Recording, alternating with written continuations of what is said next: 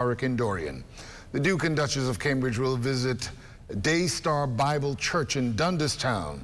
While in Dundastown, they will also visit the Dorian Victims Memorial before heading to the Fish Fry to sample some really good Bahamian food. Now, this afternoon, just after noon, William and Catherine will arrive in Grand Bahama, visiting the Grand Bahama Children's Home and Coral Vita. That establishment won the Earthshot Environmental Prize last year. It's a project that was launched by Prince William and Sir David Attenborough in 2020. And later this evening, the royals will return to New Providence before they depart the country for the United Kingdom this evening. Well, the royal reception took place last night at the Bahama Resort, with the royal couple, of course, taking center stage. During the event, the nation's chief welcomed the Duke and Duchess of Cambridge and congratulated the Queen on her Platinum Jubilee, celebrating 70 years on the throne. Prime Minister, the Honourable Philip Davis, said that he was also pleased to continue dialogue with Prince William on matters of mutual concern, including the crucial issue of climate change. I am delighted to see the Duke again, so soon after we met in Glasgow last November during COP26, the UN Conference on Climate Change. In continuing our discussion yesterday, I was pleased and impressed that he has so fully embraced and engaged with these issues, especially as they impact countries such as ours. While the threats we face are global and challenge all of humanity, I believe that the Duke and I share an abiding faith in the ingenuity and ability of human beings to overcome these challenges by coming together and working together to do the right thing. While we'll continue to do all that we can here in the Bahamas, I know that you, Duke, will do the same in the United Kingdom and elsewhere. The Prince said he was happy to see the Prime Minister and referenced the Prime Minister's speech at COP26 in Glasgow last year.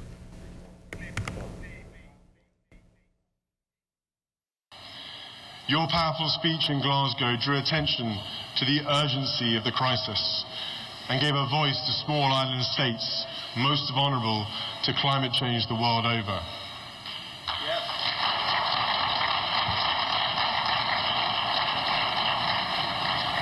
Your call on leaders to summon the courage, ingenuity, and determination to succeed where others had failed resonated with all those who want to see more robust action now. You asked the world not to let the failures of the past limit the ambition for the present. Prime Minister, we are on exactly the same wavelength. I share your impatience for change. Well, it really was an event-filled day for the royals yesterday, and it began with a visit at Sybil Strawn Primary School. Makush Lapinda has this recap. No dark skies, heavy rain, or severe weather warning for that matter would stop them. Just as their jam-packed itinerary indicated, the Duke and Duchess of Cambridge this morning paid a visit on students of Sybil Strawn Primary, ditching the practice of sitting on stage, instead chatting and sitting with youngsters. Addressing the children, the Duchess acknowledged that the last few years have not been easy due to the pandemic robbing children of their time in the classrooms and from friends. Still, the downtime, she says, also afforded everyone the opportunity to recognize the importance of family and friends. I always think it's the simplest things in life that bring us the most joy.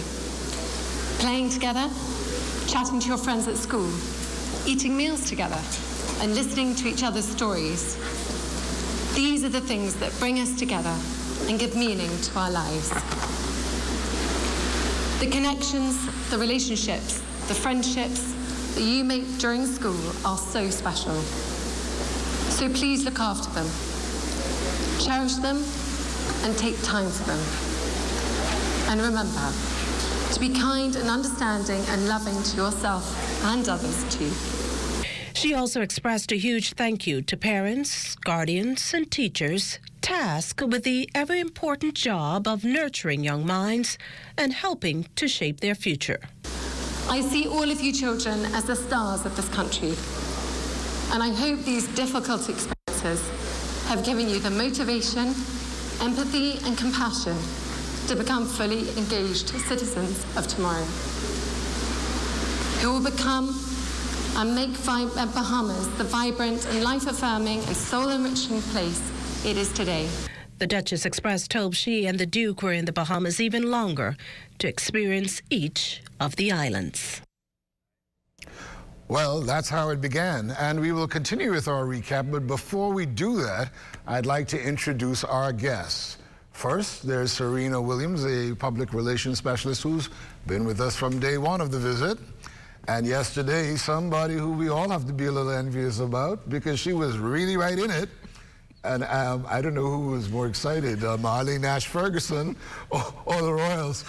Welcome to the program today. Thank you so much. Thank you. Good. We're going to get to your story and recap it a bit, Arlene.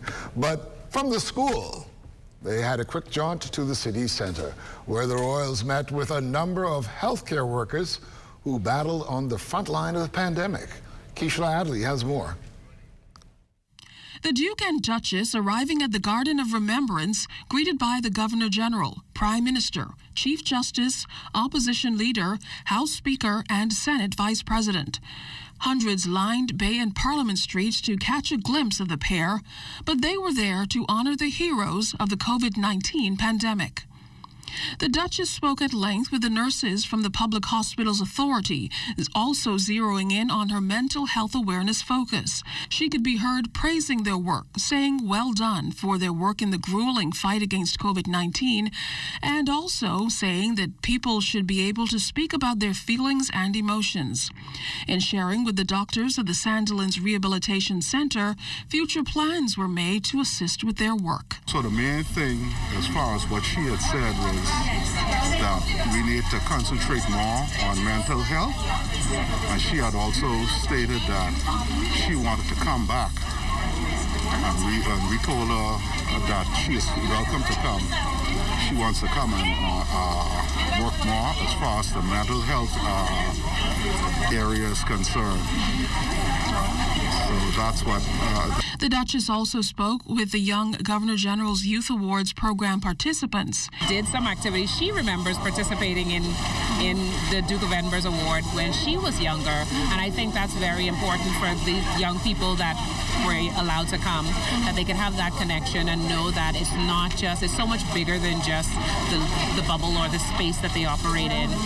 And just being able to speak and interact with someone who would have otherwise been out of touch. How GGYA helps young people to learn life skills and the other things. And then she asked us about what skills we do in like service. So mine was playing the clarinet. I played the clarinet in school, and I'm also a part of the All-Stars band. Great. Well, Serena Williams, you were actually here with us on the set yesterday as those first two events of yesterday unfolded. Your thoughts about it when you look back at the reports that highlighted the main events of those I thought it was a very successful visit. You know, it's very traditional when visiting a celebrity or dignitary visits a country. A school is always selected for them to visit. And I think it's particularly poignant, I think, to Kate, who has this great need to find out about mental health and to nurture and cherish that, to make sure that it's given more of a profile, that it's not swept under the carpet. So I think that she's always interested in speaking to the teachers about not only their scholastic academic and programs, but if the children are being taken care of in a nurturing manner, and if mental health plays a role, and what are the programs for that? Well, you know, I saw such sincere appreciation for the children, and to speak directly to them, you know. So often we speak around them, but she spoke so directly to them. And I know Arlene Nash Ferguson, as an educator, you appreciated that, even though you probably didn't see much of it, because I'm sure you were preparing for what happened later. But what are your thoughts about how she spoke directly to the young students, telling them, listen, cherish each other? Yes. Particularly after what we've been through with the pandemic. Yes. It was a powerful moment because not only did she speak directly to them, she sat with them. And I thought that the symbolism of that was profound. I'd never seen it before. Everybody is always, on the dais. That's right, and there's always a space. But as Serena said, in terms of what we have been through over the past 2 years, mental health is critical. And I always tell teachers that we are the in crowd, and one of those ins, separate and apart from instructing and inspiring, is to intuit.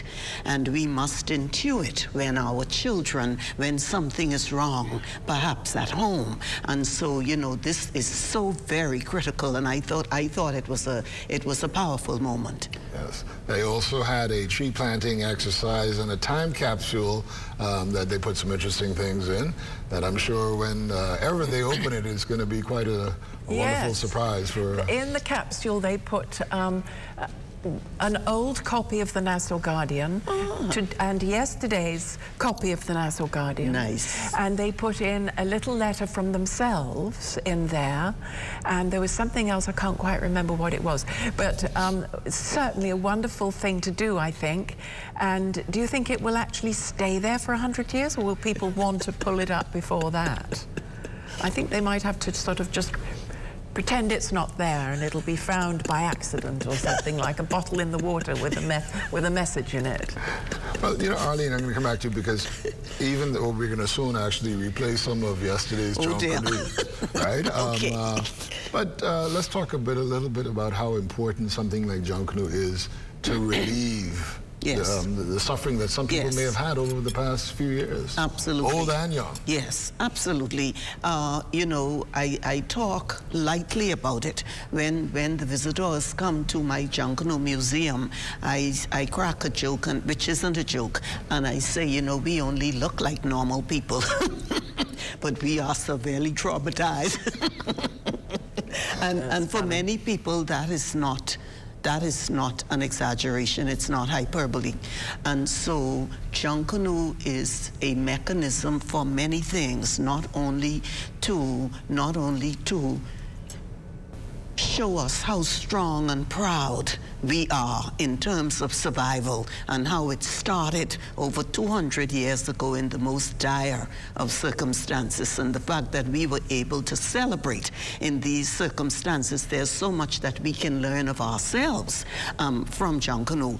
But in a modern context, many of us really practice Junkanoo year-round. When you see a group of 500 or 600 people coming down Bay Street, properly, fully costumed, making their own music in sync, and just a magnificent spectacle that started in the back of our yards, you begin to understand the power of Junkanoo and the gift that we as a people have been given. And so we have to use that because we're in the shacks for the greater part of each year. And we have to use that now, branch out into some other things. And it really is truly powerful. And yesterday really was a proud moment, I'll tell you. Yesterday Serena gave her account about hearing Junkanoo for the first time, and which was quite amazing. But it is one thing that I've always found Junkanoo to be a very spiritual thing. Yes, yes. Well, remember, I am so proud of the work that Dr. Nicolette Bethel has done, and she pointed out in one of her writings that, in West African society, there's no separation between the sacred and the secular. And so when the Africans began to practice, to reintroduce in this environment all of their rituals and ceremonies, there was a spiritual component, and that is why you can see an underlying difference between Junkanoo Junkanoo and Carnival, there's a spiritual experience here. Good point, actually. Yes, oh, very much so. There's a dignity and there's a majesty about Junkanoo at its core. And a reverence. And, that's the word. A beautiful word. Yes, we'll add that to our list. Absolutely. Yes, absolutely. Well, let's talk a little bit about the health workers who I'm glad were honored because really, you know, we would not have made it throughout this pandemic without them. Yes. And I'm glad that they had that opportunity to get such acknowledgement. Yes, I was glad to see they didn't get overlooked. And because, you know, news comes and goes, and before long, the pandemic will be a thing of the past. We'll forget all about them, and it shouldn't be forgotten. I mean, we really actually need some sort of a plaque, I think, about that. So it was good they were there, and they spent longer in the Garden of Remembrance than I think they were supposed to. I think they were touched by it. I think it was a very moving moment, and of course speaking to the nurses themselves, who have their own stories to tell, was very touching, and I liked that part of them doing that. Your thoughts? When it comes to, and forgive me, I'll tie it in, when it comes to pomp and circumstance, you cannot beat the Bahamas. And when I saw those nurses yesterday, they were immaculate. They were absolutely regal, and I was so very proud of them, you know, separate and apart from what they do for us when we are not well. When they are called upon to turn out, as my grandmother would say, Bala, they could turn out.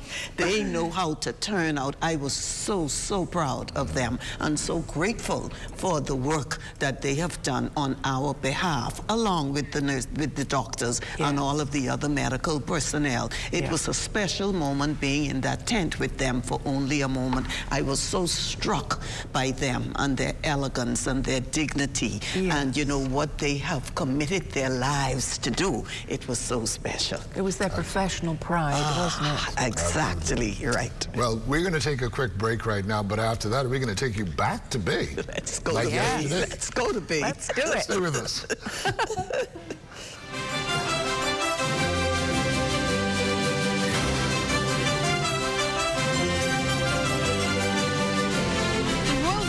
William and Kate is brought to you by the Bahama Out Island Promotion Board. To fly free to the Family Islands. Visit bahamasresidents.com for details. The Royal Visit, William and Kate, is brought to you by J.S. Johnson. Peace of mind.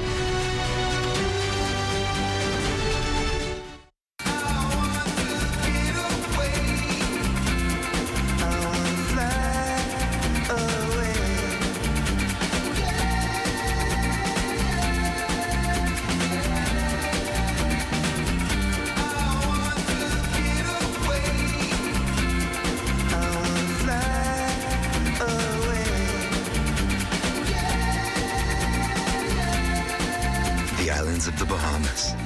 Fly away. Throughout our lifetime, we must all make decisions. No matter how we choose, the right one just needs to be made. Like having J.S. Johnson Insurance Agents and Brokers as your insurance partner. We've been serving the Bahamas for over 100 years. Whether you need home, motor, marine, or commercial insurance, make the right decision. Call 397-2100 or visit jsjohnson.com. J.S. Johnson Insurance. Peace of mind.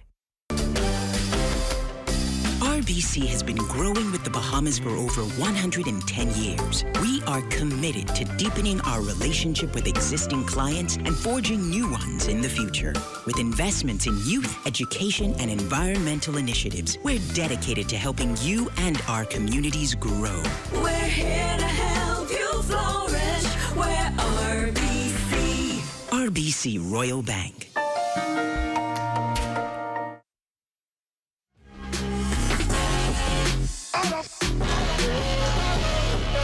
Discover the possibilities.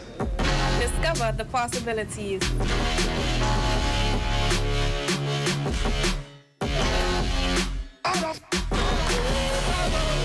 Discover the possibilities. I discovered the possibility. I discovered the possibility. What? Check old girl, boy. You say she getting married? Oh, man. Not again. Dearly beloved, we are gathered here today to join this man's BTC home internet with this woman BTC mobile service in holy matrimony. So they'll pay half the price compared to the other guys. What's wrong with you? Just let them... Madam, do you have BTC mobile service? I do. Sir, do you have BTC home internet to unite with her mobile service? I do. Get all the internet you want at half the price when you bundle your home internet and mobile service. So, what services do you have? Me? I have BTC at home and on my phone. Visit any BTC store to make the switch today. At Bank of the Bahamas, we give you lots of reasons to love your life. We offer the lowest rates in the country on debt consolidation and consumer loans. And we help you save with our low-rate switch mortgages. Need a new car? Simply apply for a BOB auto loan and hit the road. And shopping is so easy with BOB credit and prepaid cards. It's time to live and laugh again. Love the life you live with BOB, your bank of solutions.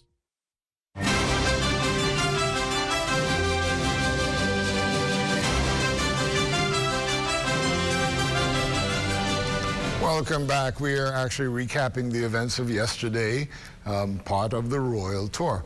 Now, in the city center, what got everyone awake, John Canoe. And Jiminita Swain has a recap.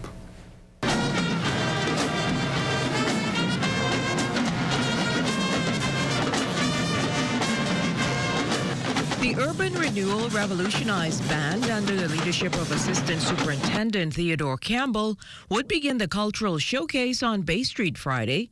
The band and performers making a great showing for the crowd who were patiently waiting for the arrival of the Duke and Duchess of Cambridge, William and Kate.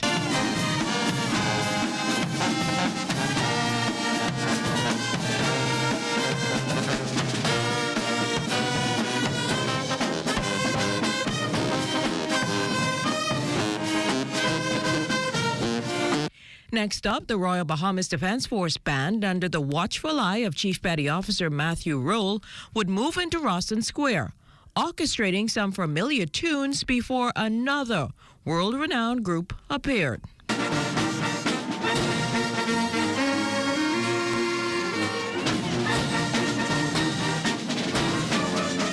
The Royal Bahamas Police Force Band would come with not only the sounds, but the moves as well.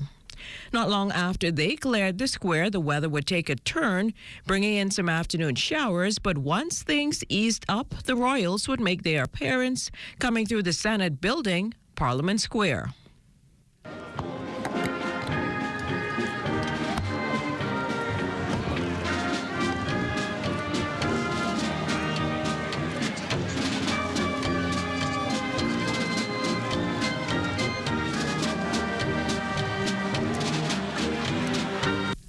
With those pleasantries completed, the royal couple settled in front of the Queen Elizabeth statue to take in some Junkanoo.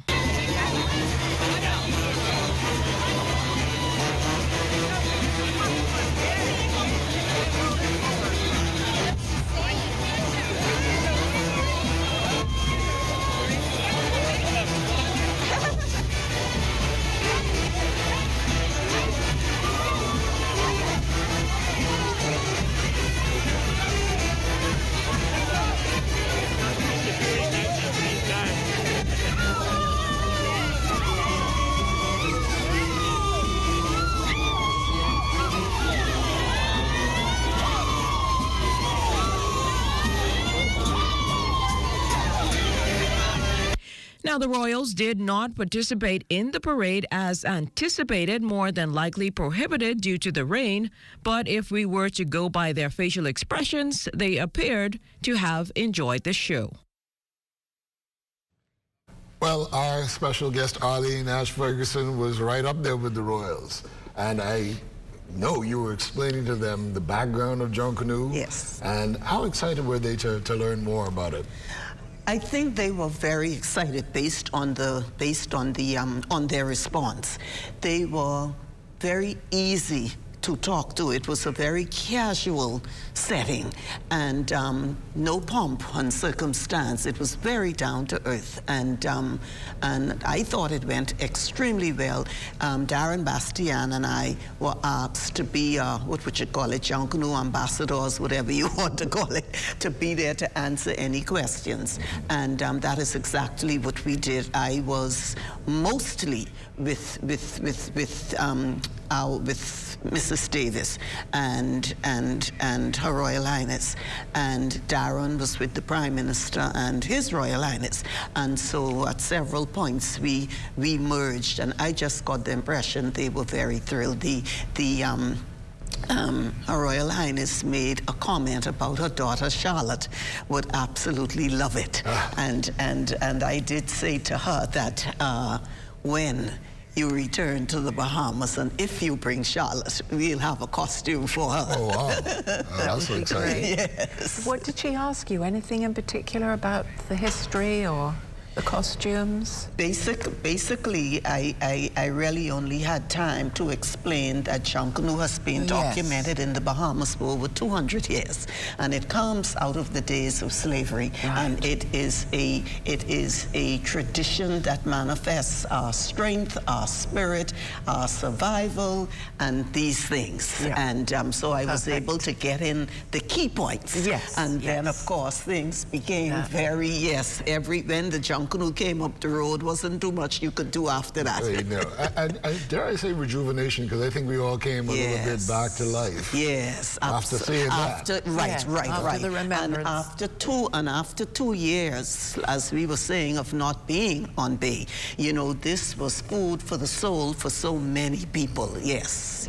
Absolutely. Yes, it gave us hope, didn't it, Julian, that we would see it again this Christmas? I think so. We have a greater hope, because we are hoping that we can see it for independence. Oh, yes. And so fingers crossed. Oh, yes, of course. That would be great. You know, a lot of people don't appreciate how great Junkanoo is as a whole. Yes. And you've been involved in Junkanoo your entire life, and really, you know, helped to raise it to a professional standard. Thank you. What should be our next steps as far as promoting Junkanoo? From my perspective, which may not be this perspective that most people share, I make a clear distinction between Junkanoo and Junkanoo the parades. Okay? The parades are where we go to perform, where we go for competition. That is the big show that we see on Bay Street. Junkanoo, the spirit, is something different.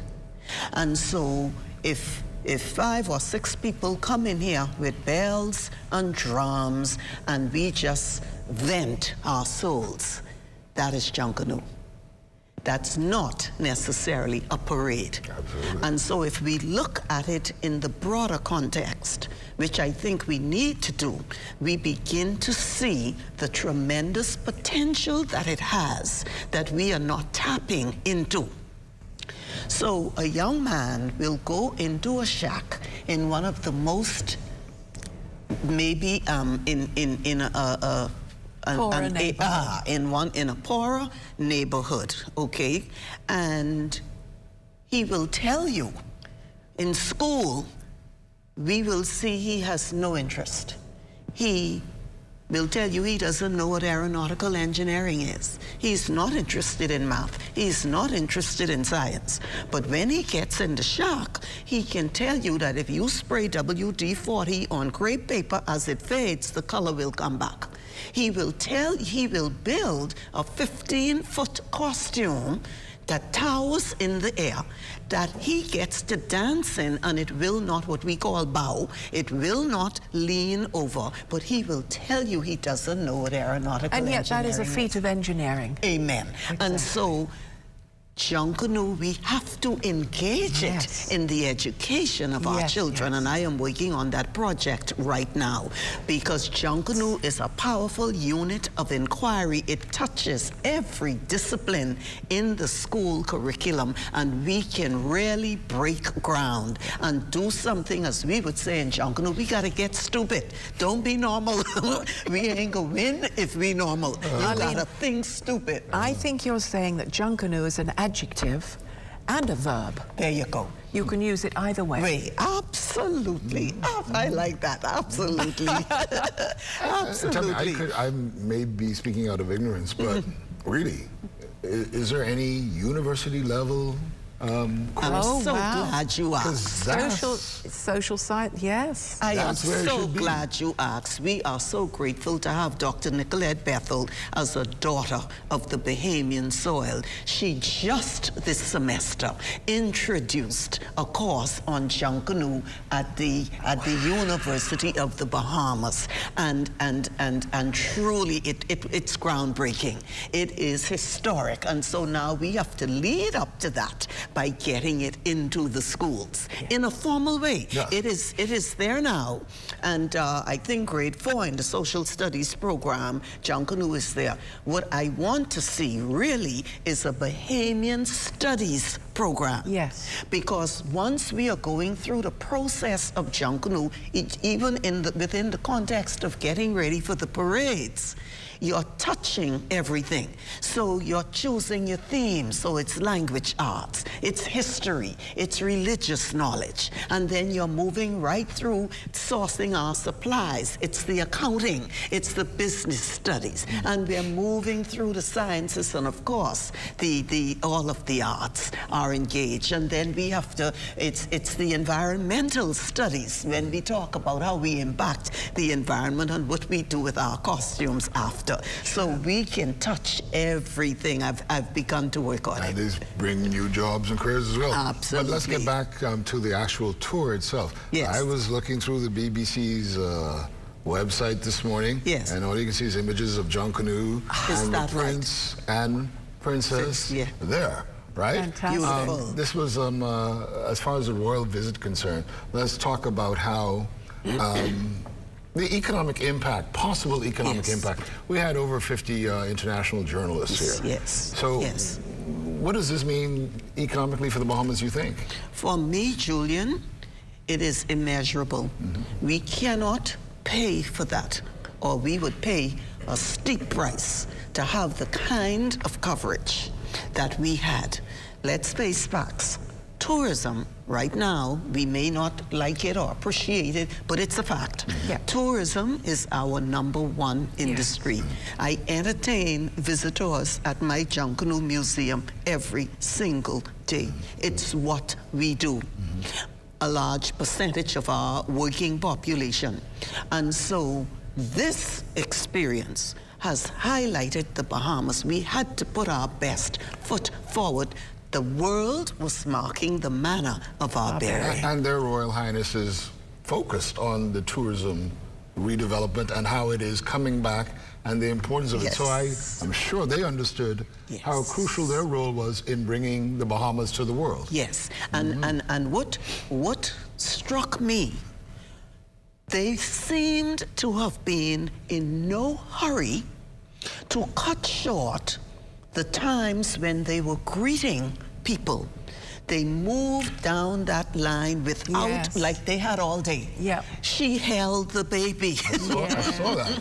I saw that. And it was just, I just thought it was so very special. The royal family, we're seeing a new look. We're seeing a new face. The formality is dropping away. And the next generation, that's right, there's a connection there. The common touch, I mean. The common touch. Walk with kings.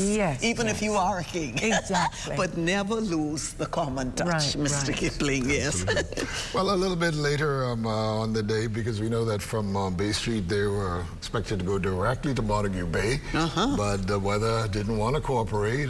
You know, I guess we just had to make sure that they felt at home. I think the rain helped. the rain. A gentleman said when they said, somebody said they brought the rain with them, and some newsman said, but they did not mention that in London on that day, whatever the temperature was, and there was no rain. Heat wave. Yes, and I'm saying to myself, that's because the rain came with them. Yeah, they brought that's the what rain, we say now. Yeah, but anyway, although it threatened the rain did threaten the whole events, it did not put a damper on those events, and the Royals still got a chance to participate in the regatta at Montague Bay. Here's more on that. Shorts, William and Kate greeted officials who included the Deputy Prime Minister, as well as Cabinet Ministers Clay Sweeting and Keith Bell. Following the greetings, the Duke and Duchess spoke briefly with fish vendors at Montague Ramp before getting on a Defense Force boat to view the young people in the regatta. Amidst heavy rains, the Duke and Duchess competed in the Queen's Jubilee Class A regatta. The Duke was aboard the Susan Chase 5 sloop, which won the race, and the Duchess on board the Ant's Nest 2 that finished 5th. Oh, dear. I tell you, but let's talk about those young people, because, you know, sailing is really... Okay, well, apparently it's B class and not A class as in my script. Yes, okay. But the thing is, that was very interesting, I'm sure. We know that we want to make sailing our #1. Yes. And it should be. Yeah, I don't see them. Absolutely. They should. I didn't see them. It should be. There was nothing on the itinerary that they would play cricket. I'm so happy to see how many young people are really taking sailing seriously. Yes. And again, we have an opportunity to be really creative and progressive. I did a Junkanoo workshop at the Life at Key School some weeks ago. They teach sailing. Wow. And so that is the kind of thing that we want to see spread throughout our education system. Diane Phillips, just a day or two ago, wrote a magnificent, just a short piece on why sailing should be our national. Yes, very well done, very well put. She laid the case right out. Yeah. No argument whatsoever. Yeah. Absolutely. Well, that's one of the first Olympic medals we ever got. Eh? That's right. That's right. Yeah, so, our children are not playing cricket. No. They're not. They're playing everything but. You know, I should not, but anyway, I was in a diplomatic setting several years ago, and a Bahamian diplomat was asked, what's the #1 sport in Bahamas? And what he said? Say basketball. Oh, goodness. Don't go squawking. That's America. Oh, yes, please, please. You know, even please. officials do not know that is. That's right. And you know, I'm sitting here giggling, but really I should be, I need to be a little more circumspect, because my father, the late H.O. Nash, was the captain of his cricket team. Oh. He was the captain of St. Albans. Well, that's very good. Yes. And so I have a legacy there with the cricket. Yes, you do. But that was wonderful in his time. And now it's our time. Yes. Time moves on. Yes. Well, we're going to take a quick break right now, and when we come back, we'll give you more about the Royals who are headed to Abaco. Stay with us.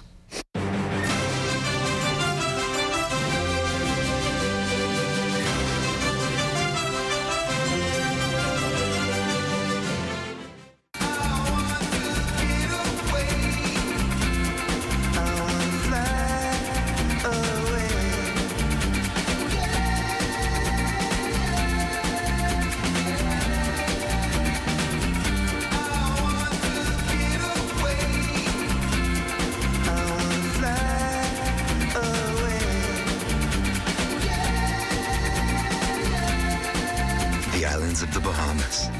Fly away. Throughout our lifetime, we must all make decisions. No matter how we choose, the right one just needs to be made. Like having J.S. Johnson Insurance Agents and Brokers as your insurance partner. We've been serving the Bahamas for over 100 years. Whether you need home, motor, marine, or commercial insurance, make the right decision. Call 397-2100 or visit jsjohnson.com. JS Johnson Insurance, peace of mind. Our RBC has been growing with the Bahamas for over 110 years. We are committed to deepening our relationship with existing clients and forging new ones in the future. With investments in youth, education, and environmental initiatives, we're dedicated to helping you and our communities grow. We're here to help you flourish. We're RBC. RBC Royal Bank.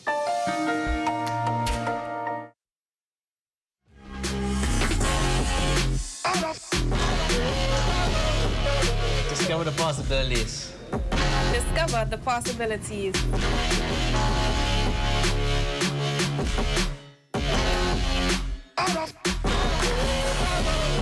Discover the possibilities. I discovered the possibilities. I discovered the possibilities.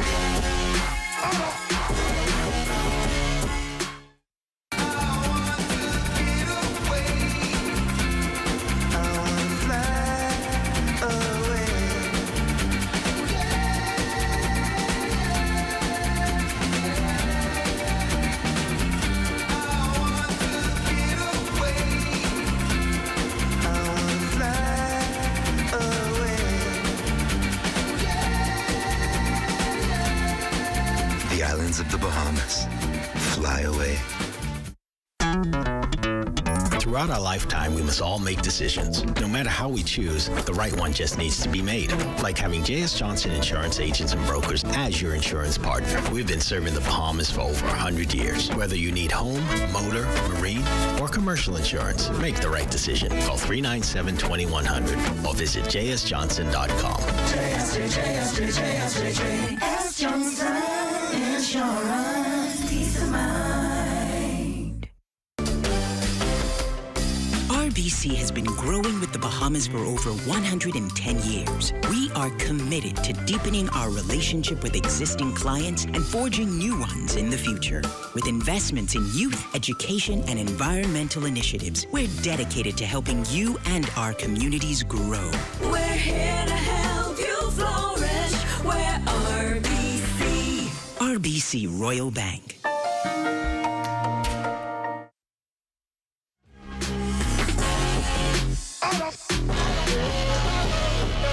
Discover the possibilities. Discover the possibilities.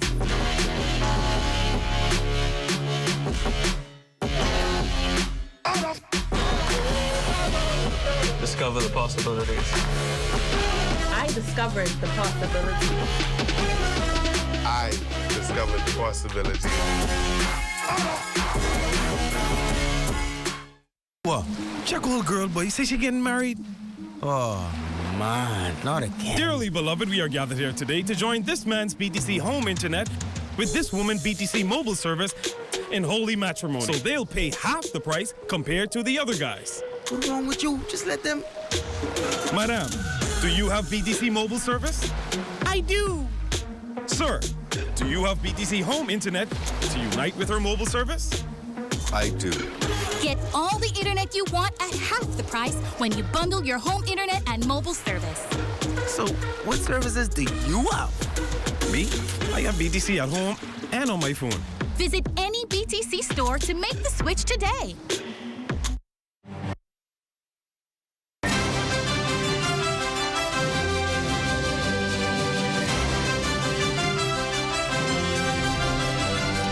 Welcome back as we give you continuing coverage of the royal visit, the last day of the royal visit. And of course, they are on their way to Abaco. I understand that they're just a few minutes away from landing at Leonard Thompson Airport. And they will be going to Daystar Bible Church. And after that, to the memorial for the victims of Hurricane Dorian. And then they're going to go to the fish fry, get some conch salad and stuff like that, get a real Bahamian experience. Now, of course, we know that there are numbers of people who died at, in fact, there's really not a final number because we are not sure how many people died. There was a figure that was given, but we are quite certain that there are more than that final figure that was announced. But let us talk, since we're talking about Abaco and the victims and the recovery, Serena Williams, the impact that had on you personally when you saw what happened in Abaco? Well, everybody says it. When you actually go, whoever went there after the storm, it was always the same. I couldn't believe it. I didn't know where I was. I didn't recognize anything. I remember Lindsay Knowles, who's with BIS, well, she's the communications director for NEMA, and she went down there, of course, and she said she was standing sort of with her back to the sea, and, you know, she could see right in, she said, oh, the mud was gone, everything was gone from the coastline, everything. She said it was just the water came right in and just took everything away. And you know, a lot of people were taken away at the same time. Of course, the stories They never horrific. found them. They never found them. Absolute But if you take a tragedy. look on your screen right now, there are some of the people that we knew died or went missing after Dorian, and that is a picture of the memorial. Oh, wow, that is gorgeous. To honor them. Absolute tragedy. I mean, you get, when you're down there, it's palpable. You can feel the pain. It's really, it's very, very upsetting if you go there, I have to say. It is, it is. I was I've very not been to the upset memorial. when I've I been to went Abaco since, but I've not been to the memorial. I haven't seen that memorial, I must say. You know, there was one story in particular that I will recount right now, that a young man whose mother, he was holding on to his mother with one arm and holding on to a part of a roof. Oh. And the roof, part of the roof broke free and chopped his arm off, and his mother went with it. Oh, so, you know, people's lives will never be the same who survived from that. Now here's a live shot of Leonard Thompson International Airport, and as you can see, the police officers there are waiting for the arrival of their Royal Highnesses. It's a lovely sunny day, it looks like, unlike yesterday. I know. I wonder what she'll be wearing today. I wonder what colour. I think I got a glimpse. I think she was wearing a fuchsia-colored outfit. Nice. But we will see for sure. Well, are they coming by Bahamas Air, do you think? Because they can't use that big Voyager they came in. It is a Bahamas Air jet, I understand, that has been used. Well, or Bahamas Air aircraft. And actually, there it is. There it is. On the, coming into land like a big eagle. Absolutely. Such excitement, I'm sure. Okay, now I'm being told that this is actually the press junket that's arriving. Wow, that's how, well, you know, as you say, 50, 60 press people are coming in. Yes, and the plane with the Royals, I understand, should touch down about 2 minutes after that. Right. I mean, the publicity. But can you imagine, and I, you know, as a journalist and broadcaster myself, it's obviously extremely hard work to keep up with any tour that the Royals are on. But wow, what an exciting experience it must be. Yes, absolutely. And of course, they're looking for the best picture opportunities, because all around the world for the next couple of weeks there'll be special supplements, there'll be full color pages of the royal visit and the different places they went. So they're always looking for a good photo opportunity. Kate kneeling down with a child, of course Junkanoo, loads of pictures of Junkanoo with the Prime Minister at the event that we saw last night at Bahama that was so spectacular. So they've got lots of opportunity for some good pictures, and we'll get some today, of course. And you know, I'm sure for the people of Abaco as well, for them to come to Abaco must mean a lot to them. To have, you know, international support again, because we know right after the storms, international support was key in helping them get through it. It was massive, and a lot of them are still there. All right, we can see the actual representatives from North and Central South Abaco right there. And we are now going to go live to Romiko Knowles, who is right there on the tarmac. Good morning, Romiko.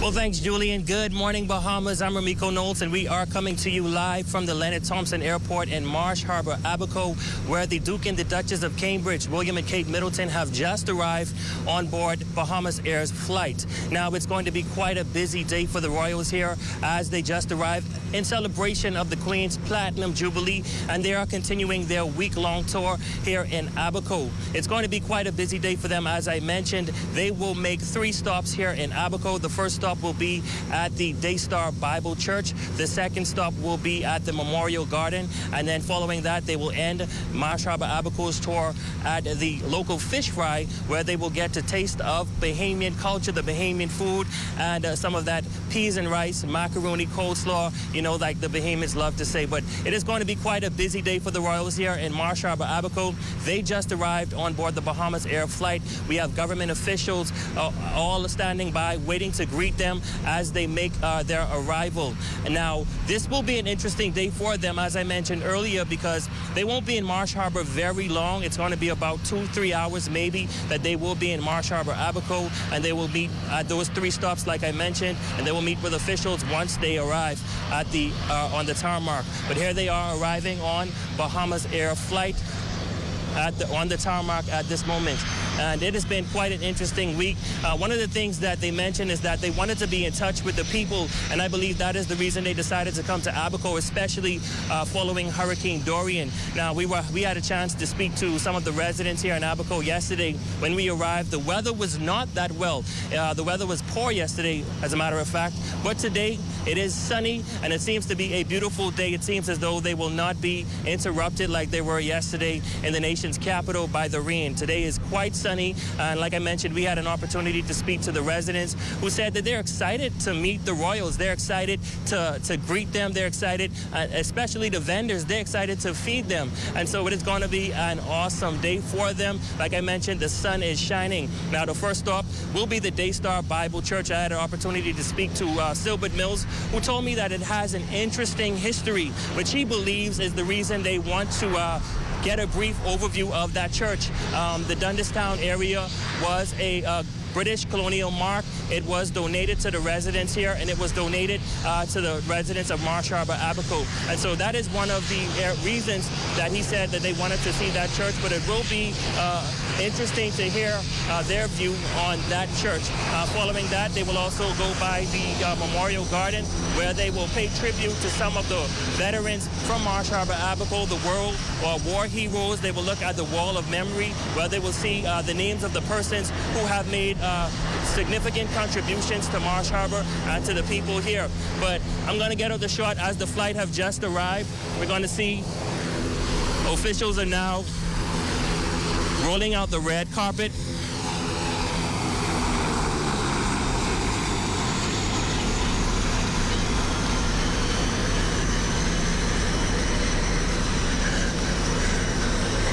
They're now rolling out the red carpet for the royals to greet them.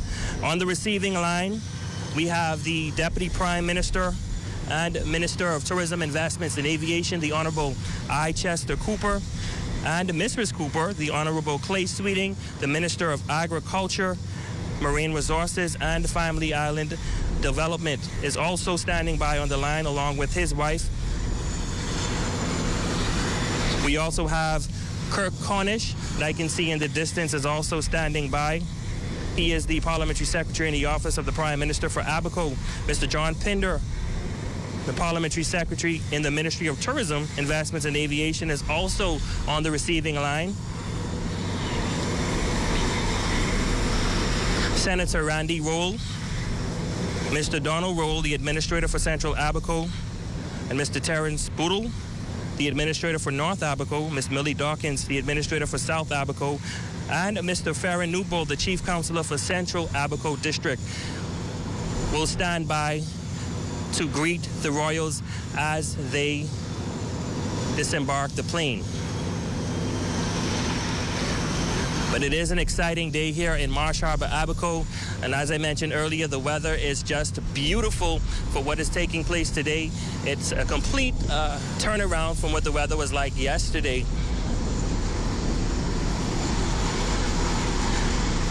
As we can now see, persons are beginning to get off the plane.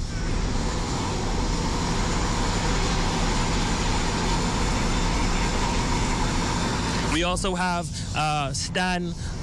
persons on the outside of the fence, onlookers, who are here excited about meeting the Royals here in Marsh Harbor, Abaco. There's quite a few persons that are on the outside of the fence, media personnel, as well as locals and residents outside of the fence, looking to get their first glimpse of the Royals. Also important to mention that having an opportunity to speak to Stillward Mills yesterday, he told me that he believes that this is in fact the highest profile in terms of royalty or royals that have visited the island of Abaco.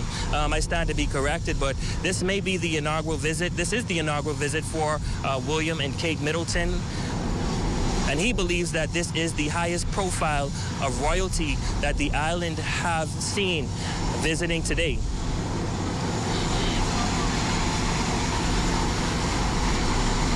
And officials are still getting off the plane. And as I mentioned earlier, the Royals will only be here for about 2 hours. It's going to be a very quick day for them. They want to stop by 3 key areas to get some history, to get a summary of those areas, and then they will head off to Grand Bahama.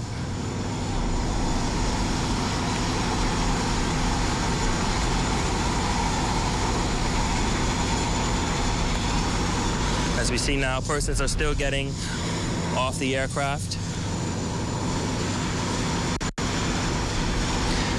I'm also getting word that our 400-meter Olympic champion, Stephen Gardner, and native of Marsh Harbor, Abaco, is expected to join the Royals on this tour today. And so that is also exciting to see. Our Olympic champion will be here.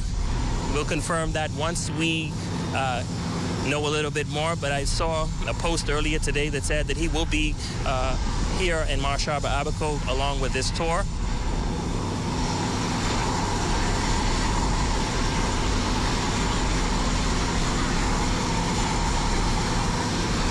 At the moment, we have all of the officials standing by, waiting to greet the Royals as they prepare to disembark the plane.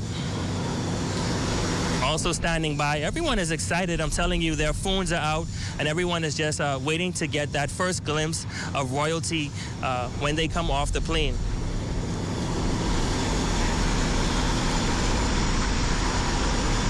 And it is a beautiful day here at the Leonard Thompson Airport and in Marsh Harbor, Abaco. It's not too hot, not too cold. The sun is shining. A complete turnaround from yesterday's weather. I believe there they go. They're coming off the plane now. We see that's Princess, followed by the Prince William and officials behind them.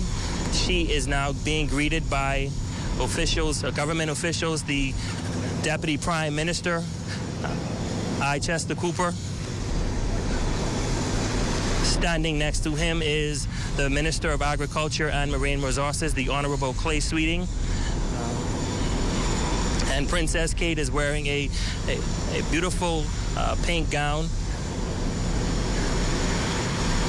And that is something that a lot of persons have been talking about, the fashion sense of the Royals. And that is something that I know a lot of the residents are excited to see and to speak with her about. If they do get an opportunity to speak to them, we do know that they will stop by the fish fry later on today, and they will get to taste the food and talk a little bit with the residents here in Marsh Harbor, Abaco. Sort of like they did yesterday in the nation's capital when they dwell among the students in the classroom. I thought that was something just amazing. Imagine being in a classroom sitting next to royalty, something that the kids will probably remember for the rest of their lives. But here they are now coming off the aircraft. They're now greeting officials. We see William, Prince William is meeting officials. His wife, Kate, is meeting officials as well. And they're going to get in their vehicles and head over to the Daystar Bible Church. And we want to try and get ahead of the convoy, and so that we can greet them as they head over to the church. We now see persons are leaving.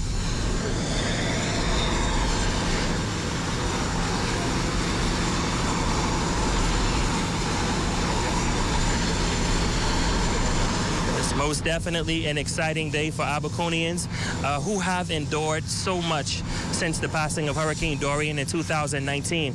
It's also important to mention that in speaking to one of the residents yesterday, she mentioned that it was a projected 5 years before the island would be completely restored.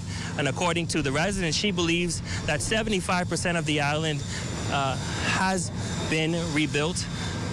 And so I know the Royals wanted to see the damage left by Hurricane Dorian. But they won't see the immediate impact as Abaco has been in the recovery phase for 2 years now, and they're still in the rebuilding mode. But one resident says that a lot of the places have been restored, and so that is important to mention. The Duke and Duchess of Cambridge is now heading into the airport. They're now going to go in their vehicle and head over to the Daystar Bible Church, and that's where we will greet them. So that's their arrival at the Leonard Thompson International Airport here in Marsh Harbor, Abaco. We're going to head over to the next location. We invite you to stay tuned. This is ZNS, and of course, nobody covers the Bahamas better. I'm going to send it back to you in studio. All right, thank you, Romiko, giving us that blow-by-blow. And the princess, very pretty in pink, Serena. Loved it. A little sugar pink. I love it. And so wise to have her hemline sort of mid-calf, because you don't want, with this wind, you don't want one of those Marilyn Monroe pictures where the wind is blowing up her dress, and so you don't want an incident. So she's, throughout the tour, she's worn a long dress. She had the green one on yesterday, the aquamarine when she arrived. So it looks very similar, from what I could see, it looked very similar in style to the one she had on yesterday, but as you say, in that very pretty sugar pink. Just gorgeous. Good. Yes, and of course the first move, as we heard Romiko tell us, will be to Daystar Bible Church, which, if my information is correct, is the church of Silbert Mills, Pastor Silbert Mills. And she will be met there by Donald Roll, Pastor Silbert Mills, and Livingston Edwards. And three very important people. They will have major conversations about Hurricane Dorian Yes. and the reconstruction and recovery efforts as expected. Yes. After that, they will depart the church for the Memorial Garden. Now, we actually showed you a clip of something earlier in the program, and the names on that, I must say, really are not the victims of Hurricane Dorian. It's the Wall of Heroes. Yes, Right. I like that. People from that fought in the war. You'll have more on that when we actually get to the memorial. There. Yes, But right now, they're on their way in Marsh Harbor, Daystar Bible on their way to Church. Daystar Bible Church in Dundas Town. Well, Silbert Mills, of course, is a very important person in Abaco. Absolutely. He's got the television and radio station there, and of course, he's a pastor of this church. And I can tell you, he knows firsthand what that storm was, because he stayed in Abaco for it. Wow. His family, his wife and family came to Nassau, but he stayed there. Yeah. And it was, touch and go from accounts from him. Yes. But I know that he is pleased to see that Abaco's beginning to recover. Come back. 2.5 years later. Yep. It is a very difficult thing to bounce back from a hurricane of that magnitude. Of that magnitude. And Donald Roll is there as well. He's an important administrator down there. He is the administrator, yes.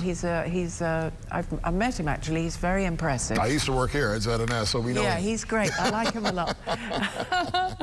And who is it? Livingston? Who was the third one? Livingston? Yes, Pastor Livingston Edwards, whom I'm not familiar with. No, me neither, but we'll see him in a minute, so we'll see. Yes, but there's a shot right now of Daystar Bible Church. Right. And we can see some looks in pretty good condition, places being reconstructed. Yes. I wonder if afterwards. this is a reconstruction, or, I mean, it looks pretty solid. Now, I remember going into Marsh Harbor with the Red Cross, the Bahamas Red Cross, several weeks after the storm had passed. And there were some big container ports. Containers Vehicle containers, that were actually on the seaside. Yes. That had been blown That had been into the mud. Oh, for goodness sake. At least several thousand feet into the mud. Yes, yes. And it's just when you think about that force of nature, and you think about what the people had been going through. For hours. Hours. For hours. A storm that just sat there. Sat there. It's a miracle, really, that anyone can encounter it, you know? But we're still getting some aerial shots there of different I hope places they in do Abaco. see some of the wreckage. I hope they see some of the stuff that happened and not just the rebuilds. Well, don't you think? I'm sure some of it is, a lot of it is still there. It's still there, I've not been to yes. Abaco lately, but I'm sure Cooperstown, I think, that they was will bad. see some of that. Murphytown was practically wiped out.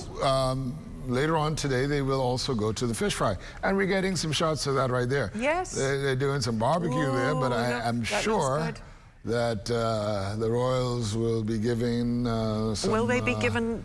They want some to. Kong salad. Yes, and but they need to see how it's made. Grilled fish. Yes, or yes. something like that. But the whole idea is about uniquely Bahamian experiences Yes, for them. exactly. Have you Look, got she's someone pulling there? out all. Yeah. Oh, that looks like they may be lovely. working a little sky juice there. I don't know. Oh no, that's Kong salad aspect That's the there. Kong salad. She's. Yeah. Crab and rice and fish, I'm being told, might be on the menu. I don't know. I think I'll have to go to the fish fry myself after But this. preparations going on there for the Royals. I think they're going to enjoy that. It's wonderful how they've been able to actually get very different experiences, because what they experienced here in New Providence is completely different than what they are going to experience in Abaco, and even different again when they go to Grand Bahama. Exactly. I'm glad I thought they should have gone to our fish fry, but I think it's more islandy that they do it in Abaco and see these things. I wonder if there's anything about agriculture that they'll learn. Now, when they get to the community fish fry, Yes. they will be received by Winsome Ferguson, who is a Ministry of Tourism tour ambassador. Well, I understand they're going to watch how you make scorched and Kong salad. That's going to be a real presentation of that. There's going to be a planting of the maple demonstration as well, and they will be invited to join in. So getting some very different, but still very Bahamian experiences. That will be terrific. That's a very good idea. It's like last night at the reception, when they had the National Youth Choir there, I thought that was such a good idea to do that. Because sometimes those the youth choir receptions is can be... always outstanding. Don't forget now, they've been international performers for decades. Well, for years, if not, you know. They've been all over Europe. They're always a big hit. Okay, good. Now, we know that the Royals just landed in Abaco, and we actually have a recap of that right now for you. Look, that lovely pink There dress. she is coming down in that pink dress. Prince William in blue. He's worn a lot of blue this entire trip, actually. He had a dark blue blazer yesterday with some tan trousers, some khaki pants, I think. But people aren't interested in what he's wearing, really. Notice that the wife of the Prime Minister, Mrs. Anne-Marie Davis, is accompanying them as well on this trip. Oh, that's good. Now, she's always classically dressed. I always like what she wears. Very stylish, very sophisticated. And the police outriders there for them. So, if you're just joining us, the Royals are actually in Abaco right now, making their way to Daystar Bible Church.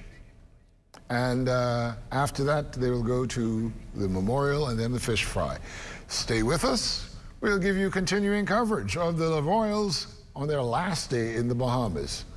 Stay with us right after this.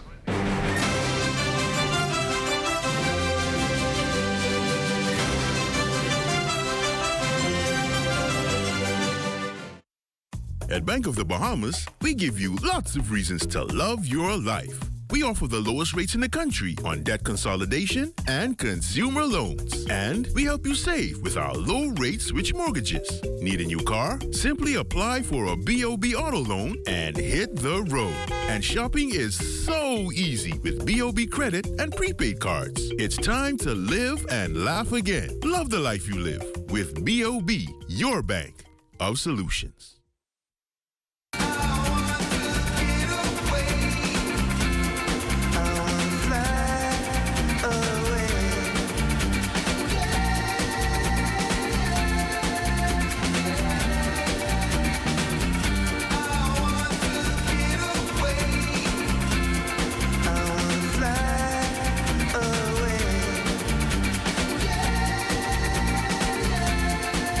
The islands of the Bahamas.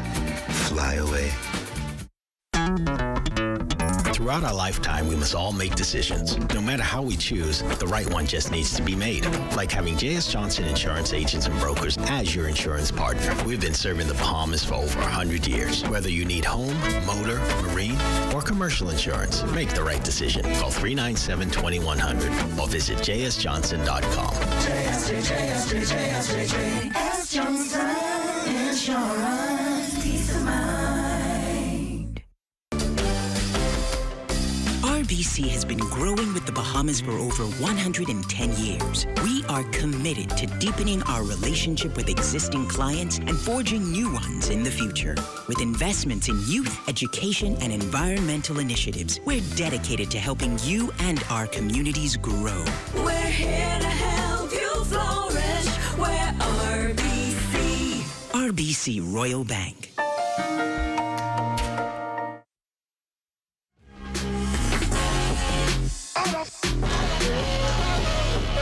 Discover the possibilities. Discover the possibilities.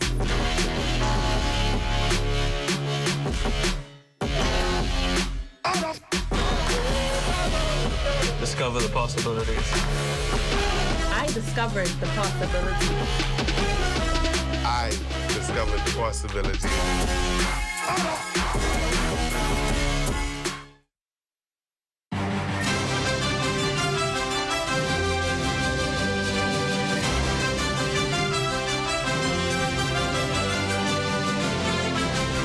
Welcome back. The Duke and Duchess of Cambridge are in Abaco. They landed at Leonard Thompson International Airport not too long ago and are now making their way to Daystar Bible Church, where they will meet with the administrator, Donald Rold, and Pastor Silbert Mills and Pastor Livingston Edwards. If you take a look at your screen right now, you'll see some video from Daystar Bible Church, still in the process of renovation. Obviously impacted by the storm there, and not quite fully repaired yet. Not back to par, is it? No. They need a bit of foliage again, but it's going to be tough to grow anything after all that salt water. The police are waiting for them, their arrival. It's not too far a drive to Dundas From Marsh Town. Harbour, it's not too far, Not too far, so they shouldn't take them that long. I see they got a little mini barricade there, one little barricade, two barricades. Oh. That's a good example of the difference between the capital and Abaco or another island. But there are natives out there. Actually, I'm sure they'll be waiting. They'll be waiting for them at the fish fry, won't they? I'm sure they'll be waiting for them at every stop of this tour. Every stop of this tour. Now, but we're looking at that house right opposite there that still has incredible shingle damage there. Yeah. So obviously the royals have heard of the stories, the sort of heart-wrenching stories of survival, of death, and that will bear heavy on their minds as they move through Abaco. Of course, this hopefully this will lift people's spirits. I don't know if there's been an official visit of any royal to Abaco in the past. I am not aware. I know that the Queen did go to Grand Bahama in 1994, but I'm not sure. Definitely not officially. They may have traveled Yes. privately, but I'm not aware of any official... So I think this was very sensitive of them to put these two islands that Well, let's get back. So You've highlighted several times how, and of course she's spoken of it on this tour, about their concern for mental health. Yes. Now, this is a place where, concern about mental health Yes. will really be highlighted here and in the eastern end of Grand Bahama.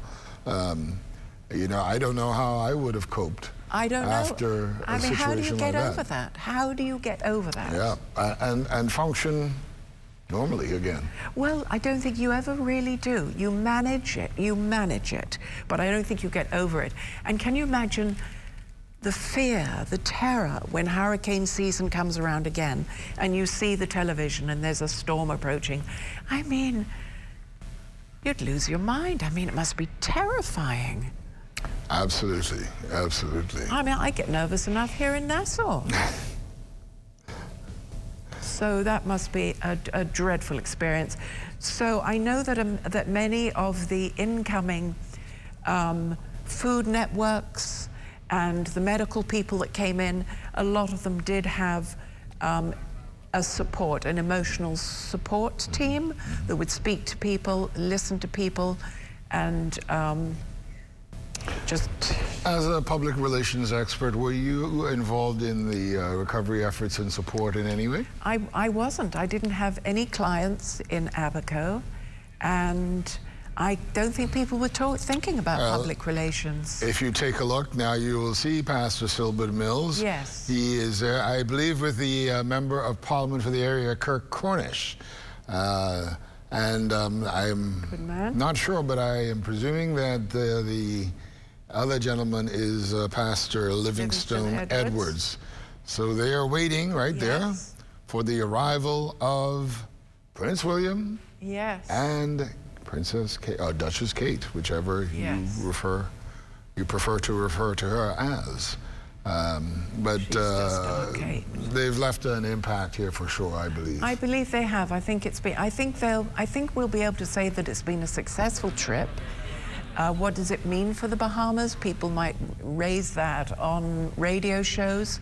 Why did they come? Is it really important? What did it do for us? Do we care? All of these sentiments.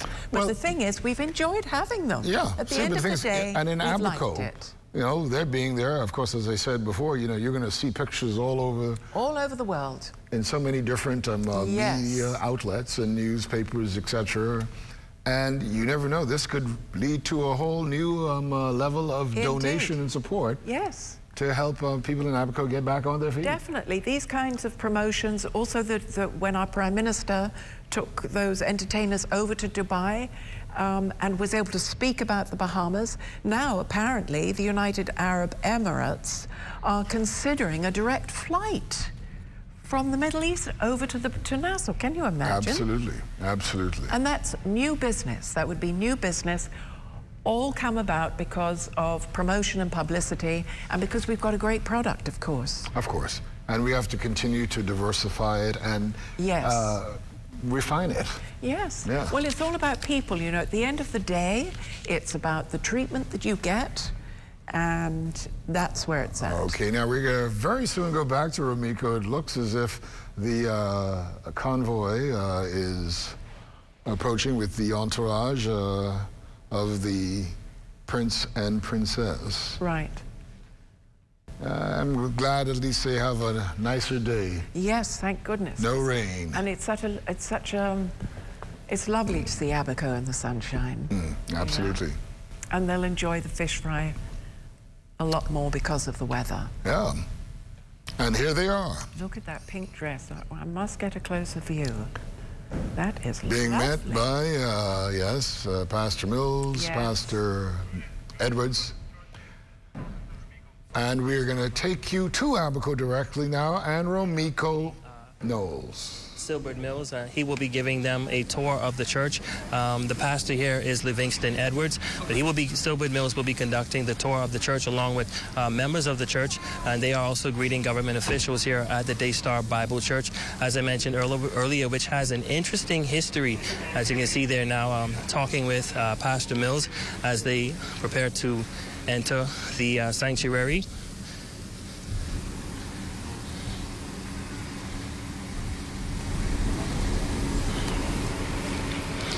Lots of onlookers are standing by with their cameras out, getting their view of the Duke and the Duchess of Cambridge. And many of the residents are all smiles out here today. And many of them are excited. You can see it on their faces. What's most interesting is that there are a lot of kids out here with their phones out who are viewing the Duke and Duchess. But today's weather is just beautiful. I have to make mention of that. Abaco is beautiful, and as you can see, the church, it's still being rebuilt. Some of the windows are being replaced. Some of the windows have been restored.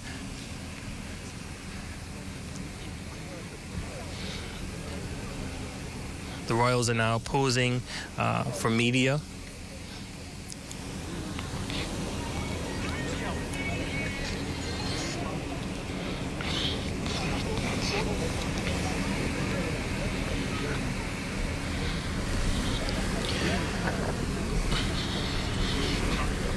But we was able to get a brief history of the church, and I think that this Dundas Town area has an interesting history. We have learned that in 1932, Old Place and Cornish Town were destroyed at the hands of the Great Abaco Storm. The then British Governor Charles Dundas created Dundas Town and relocated the former residents of Old Place to their new, more secured residential community. Friendship Tabernacle Church began to provide the gospel to the community in 1947 at its present location on the waterfront. Friendship Tabernacle Church and the Methodists were the only two churches providing ministry to the community.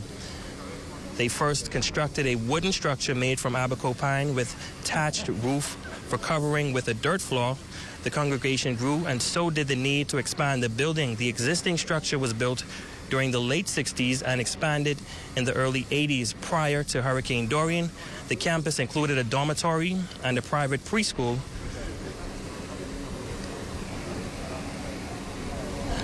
The royals are now in the sanctuary. And so we're going to stay outside until they head over to the next location. And once there, we will get back with you. But I'm going to send it back to you in studio. All right, thank you, Romiko. Just a little bit more information I've been given about Daystar. That's the new name for that church.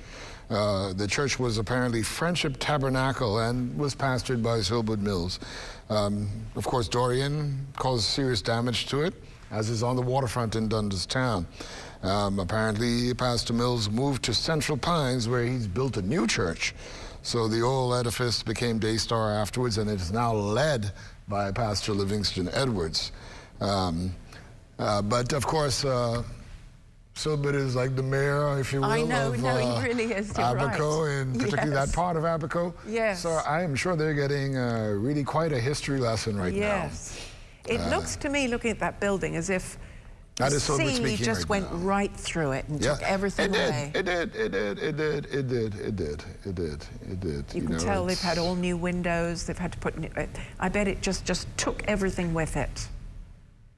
Yeah, and look at the waterfront. Right there. So you can see the proximity of it. Yep. It's literally there. And it's pretty flat. There's not a lot of rise on Abaco. Well, there's not much rise in the Bahamas, really. No, yes, exactly.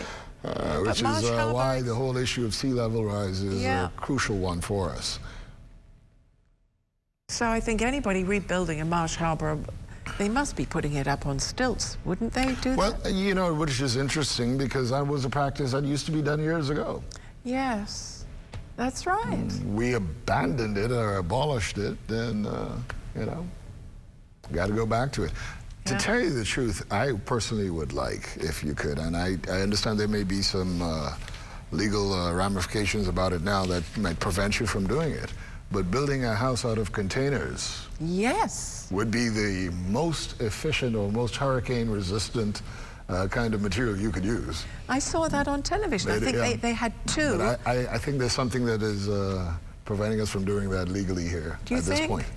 Yeah, that's what I've been told. I have to look that up. Well, I know that they are upgrading the building code, which is always a good idea. Well, you know, it's a good thing that we have a strong building code as we do. Yes. Okay. We're going to get some audio from the visit now. Okay. The trauma comes with it. We're just driving in here now, just seeing the devastation with the trees alone. I mean, there's barely a tree with any leaves on. It's just ripped On a long-term basis. Yeah, it'll take years for them to come up. It's been a difficult journey.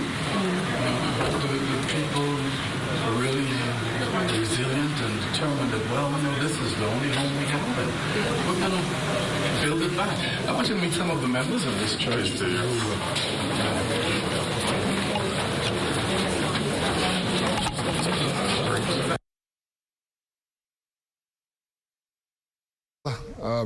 Yeah, that's a rebuild by the looks of it. Well, yes, a part of it, not all of it. Part of the edifice was rebuilt. Yes. Of course, a little, But then, shouldn't you question, shall we Actually, rebuild? if you take a look again, they were back up. Here they are. And I guess some discussions about to take place there, allowing the royals to ask questions. It still doesn't look much like a church. Well, you know, it will take time, you know. I guess you've got to get the pews in there. And you must remember, not every church looks like a classical church. Right, yeah, but you expect... So there are different kinds of Yes. edifices that are used as churches these days. But Silbert Mills is obviously giving them details that they will find of interest. Yes. Regarding the history, not just of the church, I'm sure, but also of the entire The surrounding area, which is Abaco, always interesting. and of course about the hurricane. Yes. And as I said, he lived through it. He lived through it. So he was there for the whole thing.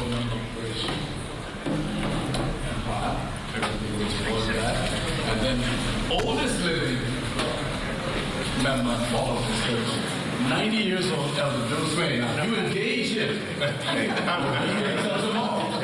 He's so sharp. Elder William Swain.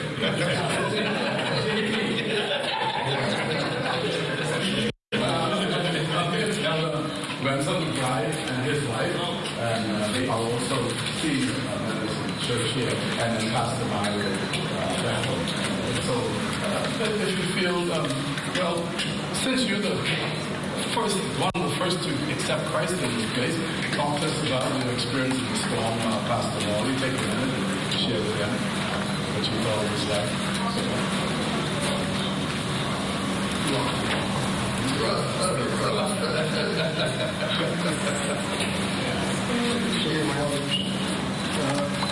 An experience that I know and see again, unless the Lord says so. We made it through successfully. We know it's like still here alive. But it wasn't an experience, as I said. They're not going to see again unless the Lord has to back.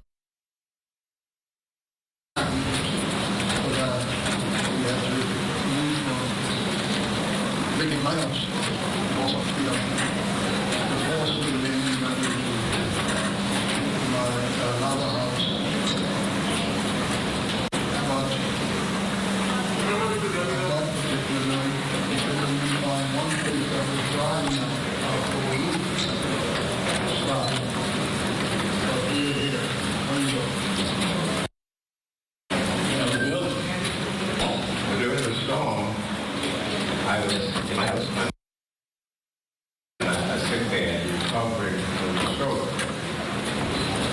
And my wife said, really? I said, look. Please, some math on flew from the drop down, punctuated my house roof, and the water started coming down. And I was on my car in my sick bed. Anyone need some help? There. Was there anyone who had to need some help? Yes, I had my sister was.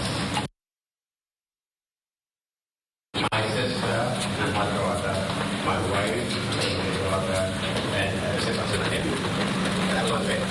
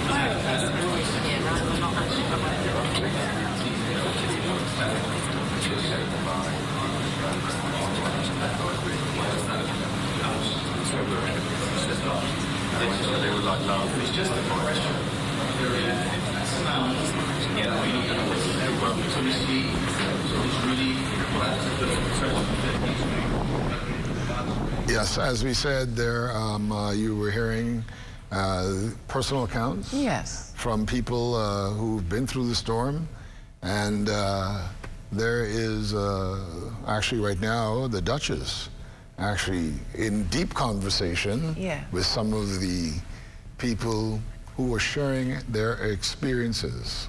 And who likely lost loved ones and friends. Well, that, and of course when you come from a community like that, you know you've lost a lot of people you know. Yes. And some, whether they're family members or whether they're just neighbors or friends. Yeah.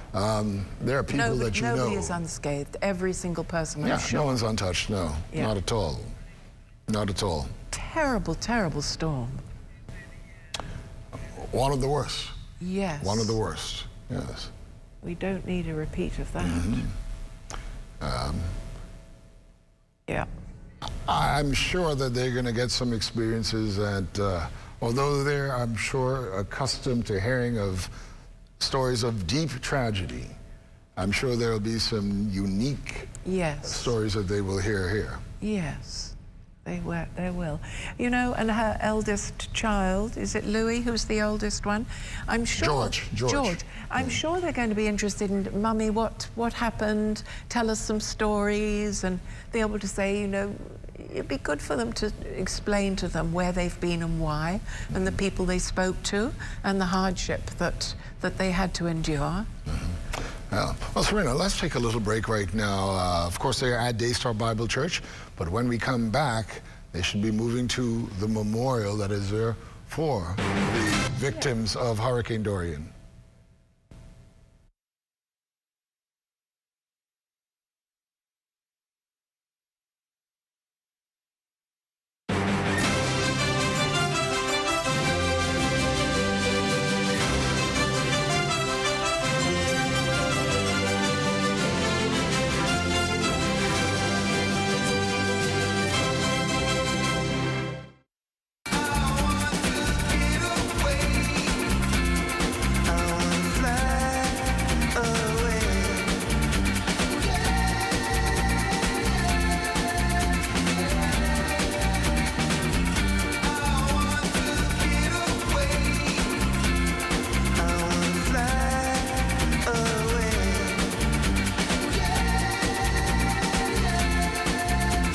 Of the Bahamas. Fly away.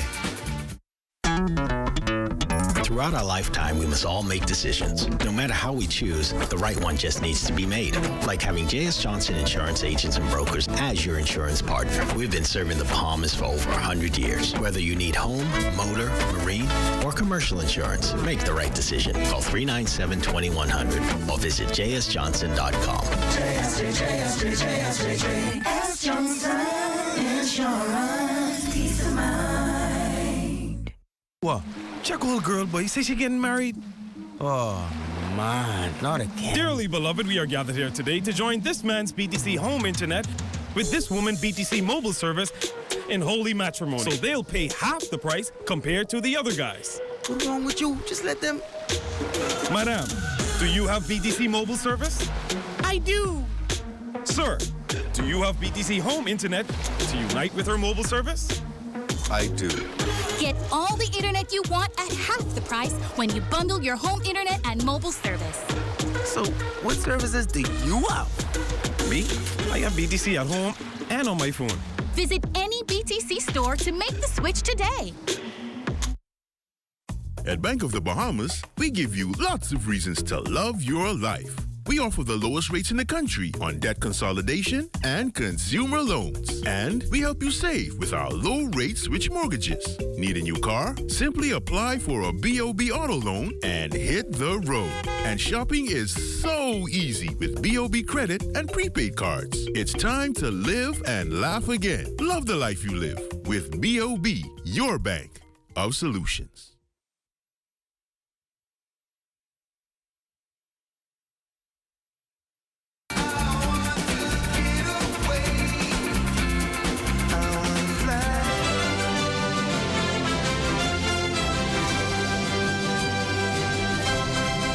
Welcome back. It's our last day of coverage of the Royal Visit 2022. The Duke and Duchess of Cambridge are winding down their official tour of the Caribbean and the Bahamas, of course, being the last leg of that trip, here to mark the Queen's Platinum Jubilee, 70 years on the throne. They are now still at Daystar Bible Church. We see Pastor Silbert Mills in Abaco in Dundastown, still giving them some information. I'm sure they have a lot of questions to ask Serena. Yes, I would think so. And this is their last day, as you say. It's been a 12-day journey for them. And they must be getting a bit tired. Where have they been? Belize and then to Jamaica. Right. And it's, you know, it's a tight schedule. It's go to this place, it's go that way. I mean, it's not easy, I'm sure. It can be, even though you have a lot of support, yes. Still not easy. and the support staff. And to do it with a smile on your face. I know. And I think they've done very well. I thought last night especially, I thought at Bahama, I thought they seemed happy to be amongst such a large congregation. Genuinely happy, and they loved the National Youth Choir. And but who can't? Alia Colley with her island songs, I thought were gorgeous. That beautiful hat and dress she had on to match what she was singing. Absolutely. I thought that was a nice break for them to just relax a little bit. Have a glass of wine, chat to people. So I thought that was lovely. They probably enjoyed that. And then, of course, today it's serious. You go to Abaco, that is a different story. Of course, it's a real transition emotionally, professionally. And professionally. So this is a different day for them. Not an easy one, because after this they go to another hurricane-ravaged island. And not just that, I think, you know, you're going to, as I said, emotionally, some of these stories that they will hear will tug at their hearts. I'm sure. For sure. So it'll be interesting to see if we can see their mood reflecting that. Although I'm sure they're trained not to, but it may be interesting to see how that happens. Yes. Not easy. And then, of course, I think they leave the Bahamas around about 8 o'clock tonight. They will sleep on that plane going home for sure. I think they've got an 8-hour flight, 8.5, 9-hour flight to London. And of course they'll be dying to see their little children. That'll be a big thing. That too, but then don't forget they have another big event as soon as they get there. The memorial for Prince Philip. That's going to be a big event at the church, apparently, at the cathedral. And then, of course, they'll have a private function. Absolutely. And where they will comfort the Queen. Absolutely. As they regale, I'm sure, with different memories of Prince Philip and his support through the years. And also in remembrance of the trips that he and the Queen used to take, that now Kate and William have picked up, have taken the mantle of that. For any grandmother, that must make you proud to see. I would think so. I'm sure she's absolutely dying to see them, and she'll be so pleased that they're home safe and sound, you know?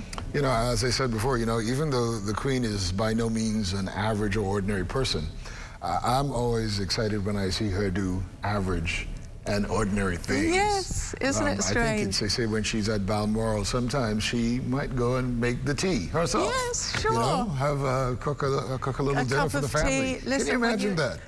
Why not? I mean, if you need a cup of tea, you have to put the kettle on, and that's that. I like a cup of tea myself. Make a little sandwich or two. Yes, a little chocolate biscuit, nothing wrong with that. And it's, to me, I just love it when she goes to church. She's driving the Range Rover or the Jaguar. Yes. She's got her hat on. Yeah.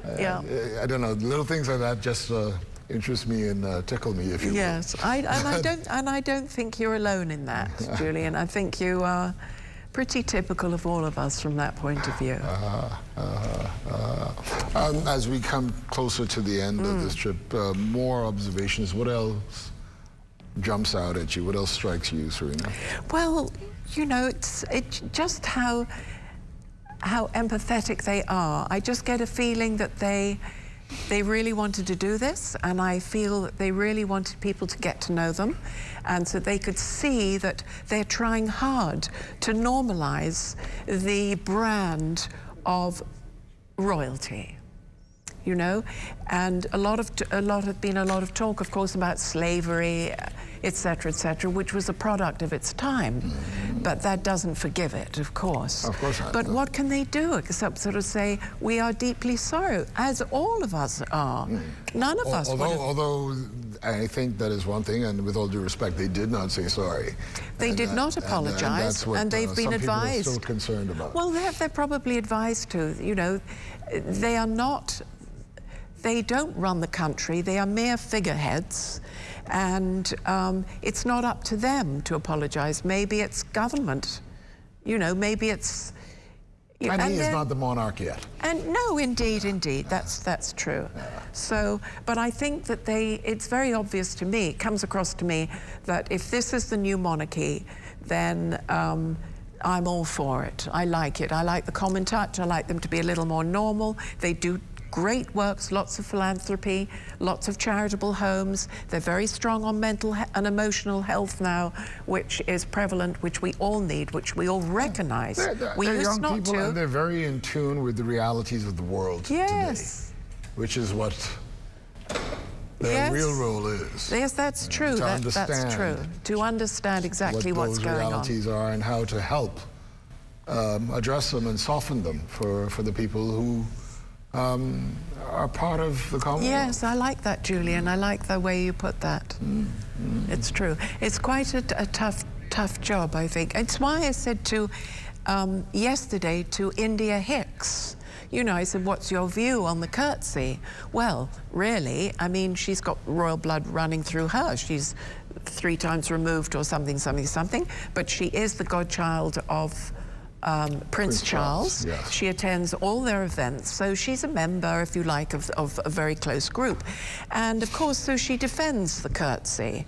But I would like to see it removed. I think it would, really, do we really have to curtsy? I shouldn't say this too, but after a certain age, it must be quite difficult to get down and can't get back up. We can get down there, but can we get up? That's exactly right. So I would like to see a nice nod. Call him Sir if you must, and Your Royal Highness. But I really think we could do away with the curtsy. We're showing you some video from yesterday. Yes. At Sybil Strawn School. That was memorable. Yeah. Nicely done. They certainly took their time. They spoke to all those children. They loved it. What a day for them. And the Ministry of Education, I think, did a great job on their communication report. Well, there's no doubt there, you know, with our former colleague Vaughn Albury involved. Yes, yes. And you know, I'm not surprised at that at all. Yeah. And Ronald's rousing commentary during Junkanoo. That was very fitting. It was very jolly. Well, we're going to go back to our Northern Service correspondent who is in Abaco, Romiko Knowles. Let's see what else he has to tell us at this time. Romiko?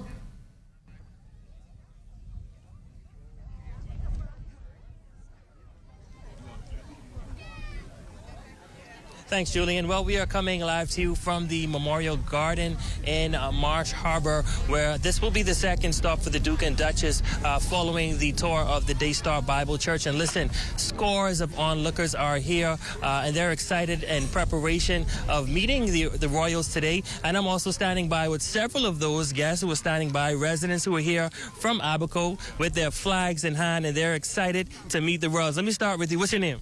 Mark Roberts. Mark Roberts. Yeah. And you're here because? Because I'd like to meet him, see him. You'd like to make a scene. And you're standing by with? It's my son, Mark Anthony, and my wife, Margarita, my sister, Janice.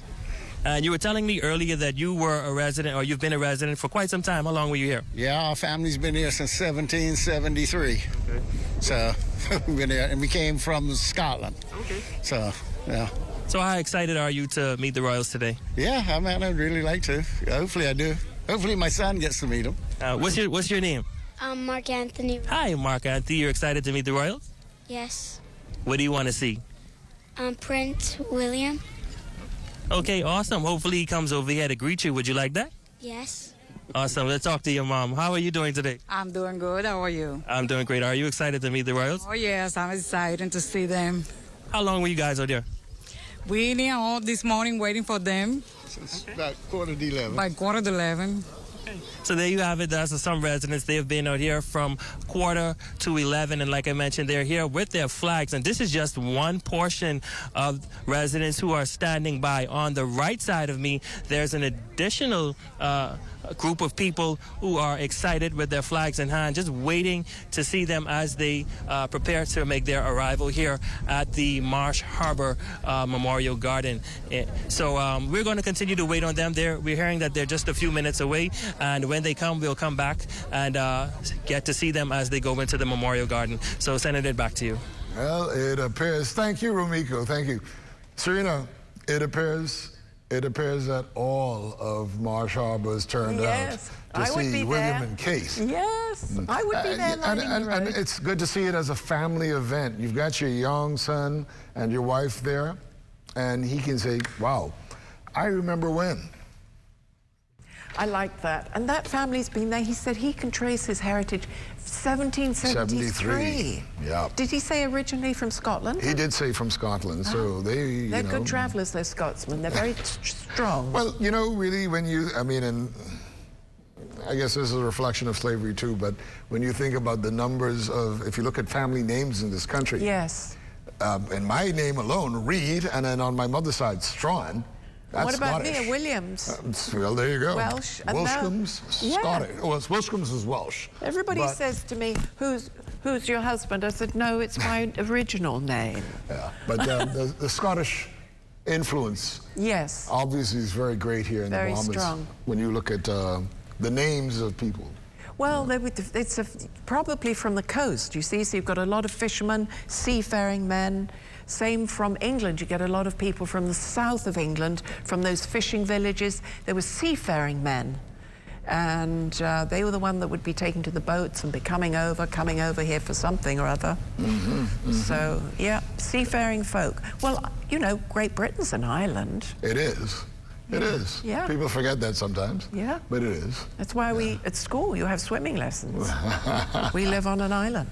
Yeah. Look at your screen all those now. people. The turnout there is really impressive. Yes. I don't know if it being a Saturday has a little bit more to do. No work for... But I have a funny feeling even if it were a work day. I think they'd have a half day, don't you? They would have been out, yes. Yeah. I think it'll be a celebratory day. I mean, from this, they'll go and have down to the fish fry, probably have some fish fry and a beer and talk about it. It's a great day to have a nice family day out. It's interesting too, because you know I heard as well that Romiko mentioned it, that our 400-meter men's Olympic champion, Stephen Gardner, who is actually from Moores Island, which is just off of mainland Abaco, was there to help greet them. That's good. And you know, we have so much to be proud of in this country. Listen, right? it's ridiculous. And when you think if more support is given to the talents we have here, art especially, the actual force the Bahamas could be in the world. I absolutely agree. Yeah. Very creative people, and very bizarre. So many athletes in all disciplines come from the Bahamas. Yeah. And far more, I think. I think it's a greater percentage than anywhere else in the world. I mean, given our size. True. And Prince William, don't forget, said that the Prime Minister was really punching above his weight when he spoke in Glasgow at the climate conference. You must have a real royal fanatic there, because he's got the British you've got the Union Jack, and there's I think that must have been a book regarding their wedding. Oh my God, yes, it looks like the souvenir day book they got from married. the wedding. Yes. But you know, let's give people an opportunity to understand how unique this is to be able to be that close to the royals. Yeah. Because people in the UK don't get that opportunity often, do they? No. Not so much anymore. Because Diana, Princess Diana, William's mum, loved doing this kind of thing. Oh, she did. And she was naturally gifted. Oh, yes. Naturally gifted. She really was. And she was very modern for her time. I mean, she would go to the concerts, you know, Elton John, all the musicians of the time. She loved music. Hung out with Versace and Pavarotti. There was a story about her that I'll never forget, that Pavarotti said. They were having dinner somewhere, and she was eating prawns, and he said, "Oh, those prawns look really nice." And he said it like once or twice. She says, "Yes, they really are nice."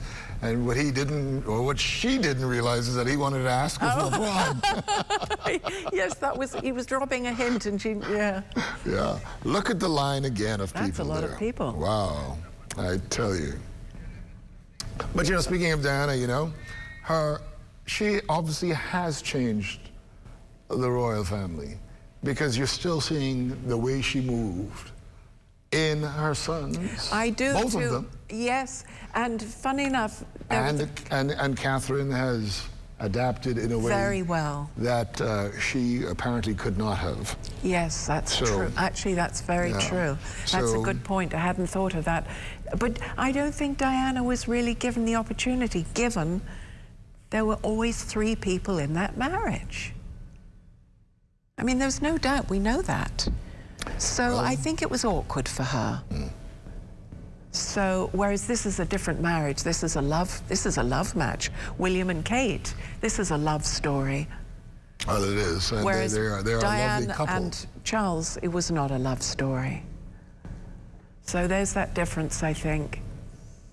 Now, I'm not sure what they're most excited about, being on TV or waiting for the royals. All of it, or both. the whole thing. Yeah, exactly. Look at this. Bahamian all the way. Hey, look at the flag. I love it.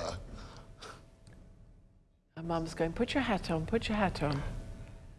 I love it. It's so cute, isn't it? It reminds me, you know, when you see these black and white films from the 1950s, when the Queen would come by in our horse and carriage, and all the kids would be by the packed with their little flags waving them. And also here in the Bahamas when she visited, there's footage of that I've seen. But it seems quite traditional, especially for the schools, for all the school children to come out and wave their little flags. Memorable moments. Wonderful photo ops here. Yes. Great memories that you could actually capture and hold on to. Yes, there's some good pictures here of historic value. I expect the children will have to write a little essay on the whole situation. Eagerly waiting, eh? Yes. Where is she? Where is she? Where are is they? He? Yeah. Wow. So, Julian, just this... a few more hours. Yeah. Go ahead, please. They are by this memorial wall, which we've just learned that's where they're about to... is it your understanding that this is a wall of names of people who died in the war? I don't want us to... I think... we don't really know, do we? I'm sure that Romiko will clarify this. Yes. But we showed some video earlier, which was not the names. It did not actually have the names of victims of Hurricane Dorian. Hurricane Dorian. No, this is something else. It actually is what they call the Wall of Heroes. Right. Now, I believe the actual memorial to the victims is in the same vicinity, but maybe something different. Right. I'm sure that Romiko will clarify that for us as they get there. Yes. And as they take a tour of that... I'm looking forward to learning about it. Well, absolutely. Yes. Aerial shots again of Marsh Harbor area. And the memorial is, of course, in Marsh Harbor. Yes. Right.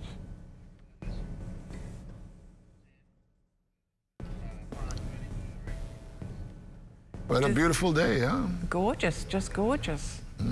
Calm. And after this would be the day for sailing. It would be lovely if we could go out. Of course, Abaco is very popular with visitors. They have a booming business in the Airbnb. In the Keys. Yes, in particular. And the marinas. And so it's always been a thriving community. I think that the GDP, they contributed the most of any island. Their GDP, their gross domestic product, contributed to the consolidated fund, to the government, more than any other island. Yeah, well, it's a very popular place. Yes, a lot of second home owners. Particularly for mariners. Yeah. You know, if you've got your own boat, chances are you're going to pass through the Abacos. That's right, that's right. And I think it's those people who visited Abaco in that capacity or in any other capacity that you know, have a real affiliation and affection for the islands. They're the ones who helped to rebuild. They pumped in money. Yeah. There's a shot yesterday from Montague Bay. And of course they said the Prince won. Yes. Any surprise there? Yes, I thought she would win. I thought she would have actually. But myself. I thought they were But she taking came the in chiller. fifth. Yes, came in fifth. So it's amazing they actually went ahead and did that in that chilly weather with the rain and the wind. Have you ever been on a sailboat? Yes, I have in England. I used to sail in England, Okay, but not here. Really? Yes. After 36 years. I know. you've Wouldn't done you think I would? know. I've done it a couple of times. Once as a child, and then I did a story actually in Elizabeth Harbor in Exuma, and you know, just the sheer speed and the wind is, wow, a unique feeling. Yeah. You know. Yeah. I remember when the Star. Oh, that's a great picture there, isn't it? That's a great picture. Look at the yes, smiles. look at that. Look at the colours in that. Absolutely, absolutely, absolutely. Yeah. I'm sure now by the time they get to the fish fry, they'll be ready. They'll be looking for that taste of Kong salad. They certainly will. Now we're still seeing footage from yesterday. Is that from yesterday? Okay. Yeah. Yes. Well, Right. kudos to the ZNS cameraman. We're gonna go back to Romiko Knowles, who is in Abaco right now. We're handing it to you now, Romiko, as their cars. The convoy have just arrived at the Memorial Garden here in Marsh Harbor, where the Duke and Duchess have just arrived. And of course, they are being greeted with loud cheers by onlookers and those who are standing by, waving their flags. As I mentioned earlier, this is an exciting day. The looks on the audience faces is just astonishing.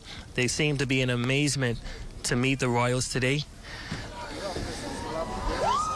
There you go. You can hear the loud cheers from the audience as the Duke and Duchess make their way into the Memorial Garden.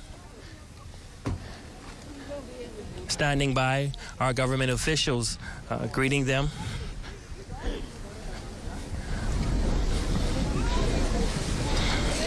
I'm pretty sure this will be a day that will go down in history for residents here in Marsh Harbor. The royals are now being greeted at the entrance of the Memorial Garden.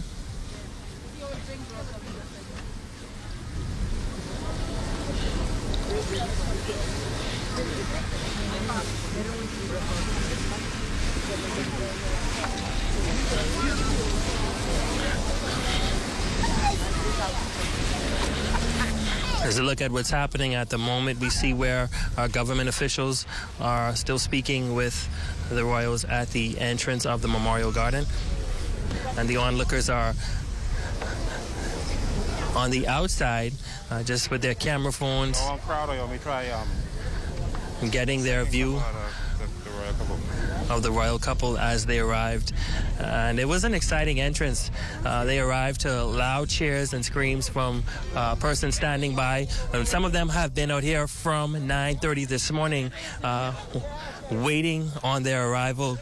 And when they arrived, they certainly welcomed them.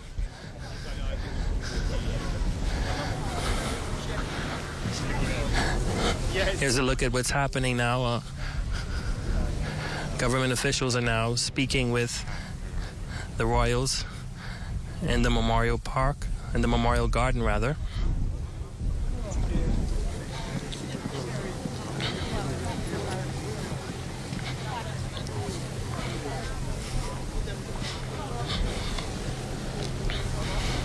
Sorry.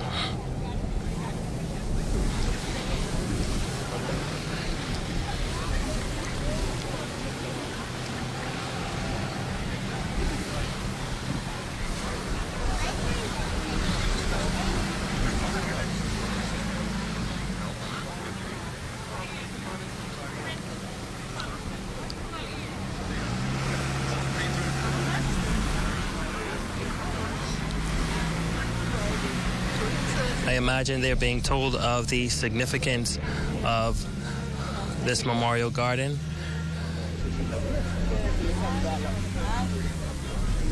And just in the distance behind the Duke and the Duchess is the Wall of Heroes.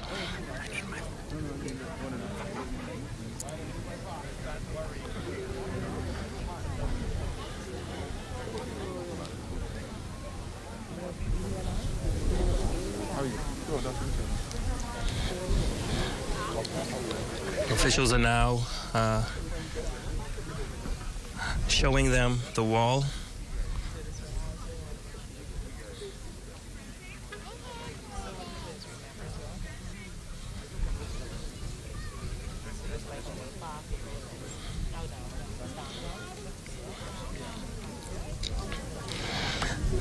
And just some history here. The Marsh Harbor Memorial Garden and the Wall of Heroes was commissioned July 8th in 2006. It is located in central Marsh Harbor, Abaco, on Queen Elizabeth Drive, near the ferry dock where the old motor vessel Deborah Key and other vessels offloaded cargo and took on cargo. It was used to export produce from Abaco, and it is the only piece of crown land in central Abaco. Now, the Memorial Garden and Wall of Heroes was established by the Marsh Harbor Spring City Local Government Township. And the goal was to remember the heroes of Marsh Harbor, those who died in world wars, outstanding women, businessmen, community leaders, and trailblazers. Officials say that central government has invested some funds in the Memorial Garden, putting in a new picket fence, park benches, and a special limestone finish.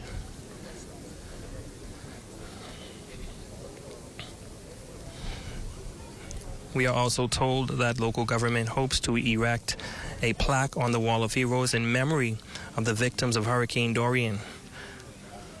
However, we are told that no work has been done to the Memorial Garden since 2019, but it is still in great shape.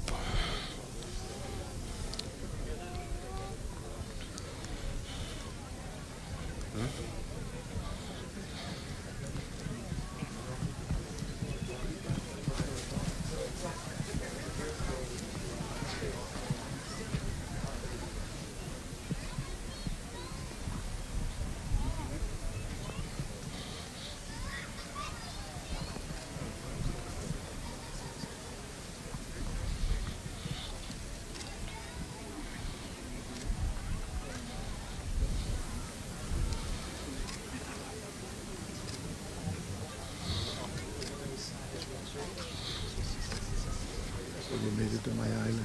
That's the Tinker. How are you? Just there. All as well.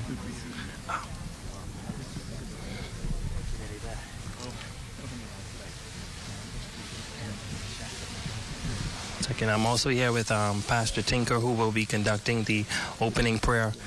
Just tell us about the significance of them being here today.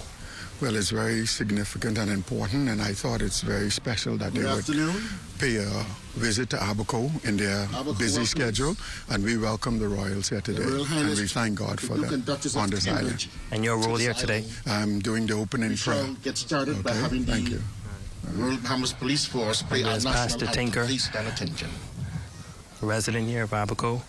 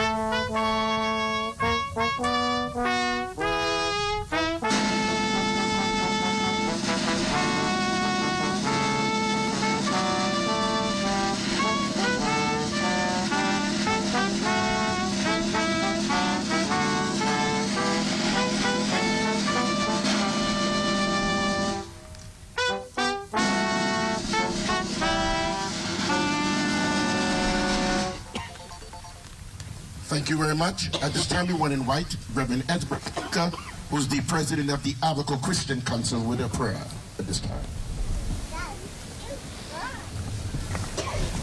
Gracious God, creator of life, carrier of hope, make your presence known among us.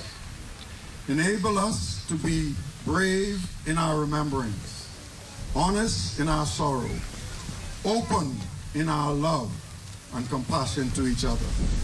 Help us to seek not much answers to our questions, but rather the patience to mourn and grieve. Enable us to remember the joy, the lives of those we love. Send us your peace. In Jesus' name, amen. Thank you very much, Reverend. Let's receive Miss Sydney Scott. She's a grade 12 grade student of Agape Christian School. She's going to come with the welcome. Miss Scott.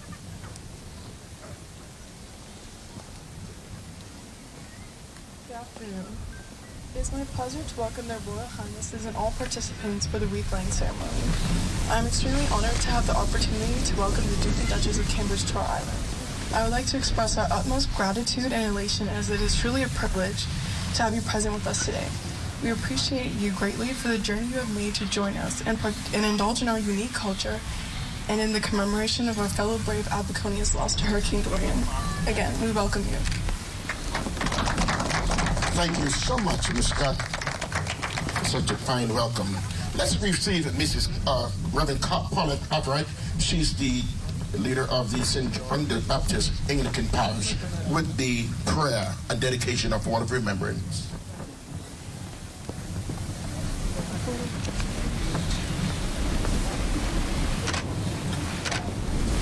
Glory and honor are yours, all power yours, O Lord, our God.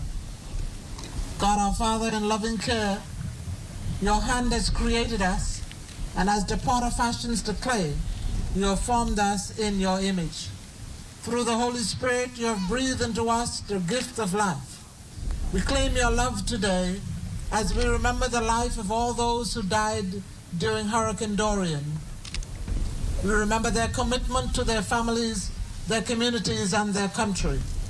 We dedicate this plaque and this wall to their memory, and in thanksgiving for their many contributions, may this memorial placed in their honor be a constant reminder of all these things. In the name of the Father, and of the Son, and of the Holy Spirit. Amen.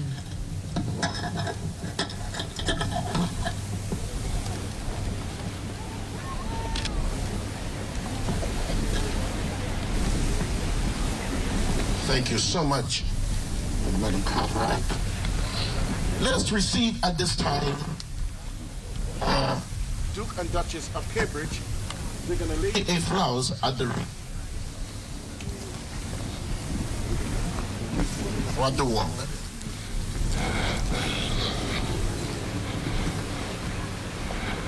At this moment, the Duke and Duchess of Cambridge are laying flowers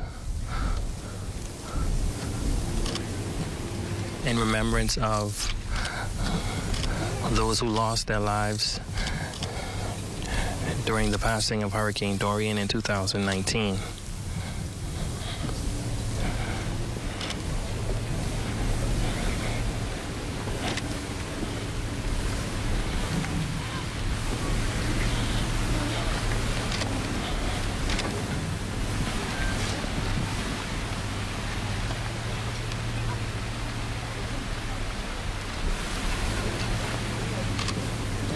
Thank you very much, Your Royal Highnesses. At this time, let's receive Mr. John Pinder, Parliamentary Secretary in the Ministry of Tourism, Investment and Aviation, with a word of thanks.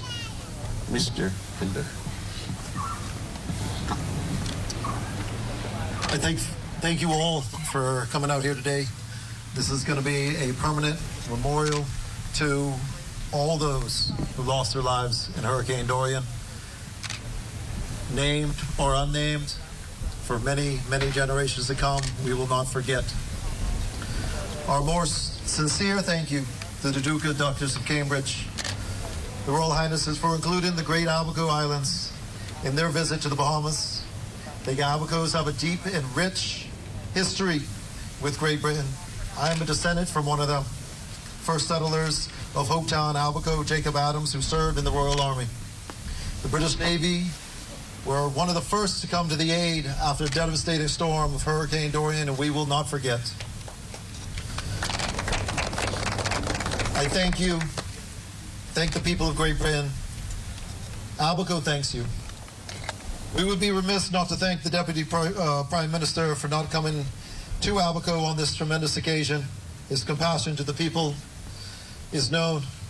Abaconians, far and wide, look forward to a continued friendship with Great Britain for many, many, many generations to come. Again, I thank you.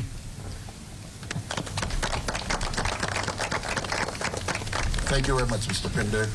That ends proceedings here this afternoon. Thank you.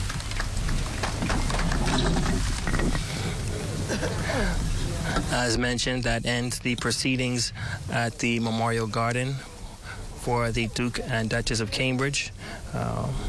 You would have heard from the government officials, John Pinder, who just would have mentioned that, who thanked the Duke and Duchess for their presence here today. They're now speaking with the Deputy Prime Minister, the Honorable Chester Cooper. But he thanked them for their presence here today. And he also made mention that the British, were the first to come to the aid of the Abaconians in the wake of Hurricane Dorian. And he thanked them for that. But moments ago, the Duke and Duchess laid flowers at the wall in memory of those who lost their lives during that catastrophic storm in 2019.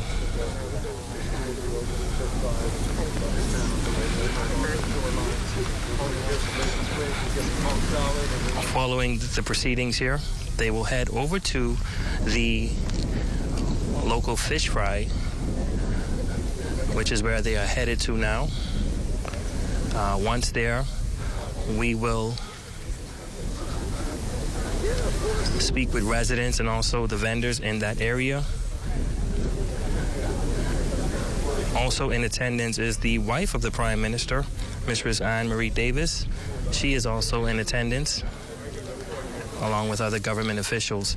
But at the moment, they are headed to the local fish fry, and that is where we will continue our coverage of the Duke and Duchess of Cambridge in Marsh Harbor, Abaco. That will be their final stop before they head over to Grand Bahama. Back to you in studio. Thank you, Romiko, for all of those details. A short yet sentiment-filled service there at the Memorial Gardens in Marsh Harbor, Abaco. The establishment of a permanent memorial and a plaque there being dedicated to those who lost their lives during Hurricane Dorian, something that the people of that island or this country won't forget anytime soon. Your thoughts, Serena Williams? Very moving, and it must have been even more so being there in the moment. But just watching it on the monitor here, it is very moving, and it's something, and it's good that they've done it now when the royal couple is here. And as you said, there was some emotion, there was some pain on Prince William's face, but it was evident to me, yes. Yes, and I think we know that he knows the pain of losing a lost one. You never quite get over it, you learn to manage it, but it's always a sorrow, of course. And all those that were lost in that storm, they certainly won't be forgotten by any means. But I also liked the community wall that they had of local heroes and those people that died in the war. And these are the people who are nation builders, and they help build the community through one way or another. And interestingly enough, there are more Alburys and Sweetings than any other name. And I think that's because, of course, there aren't that many different surnames as it is. There's a lot of Alburys and a lot of Sweetings. And Pinders. And Pinders, of course. So you're bound to have recurring family names. It was interesting to hear the Member of Parliament for Marsh Harbor in Central Abaco speak about his ancestry. Yes, how about that? Indeed, and he said he was a product of the first settlers. So it's interesting in Hopetown, so that you can trace their lineage right back. You know, it all shows connections again. It does. Connections. It does. That thread of time. So now they're getting ready to leave the Memorial Gardens and we'll head to the fish fry. Yes, well planned. Leaving on a happy note before their flight to Grand Bahama. Absolutely. Nicely placed. Well, we're going to take a break right now. We will continue to bring you live coverage of this third and final day of the royal visit. Stay tuned to the ZNS Network.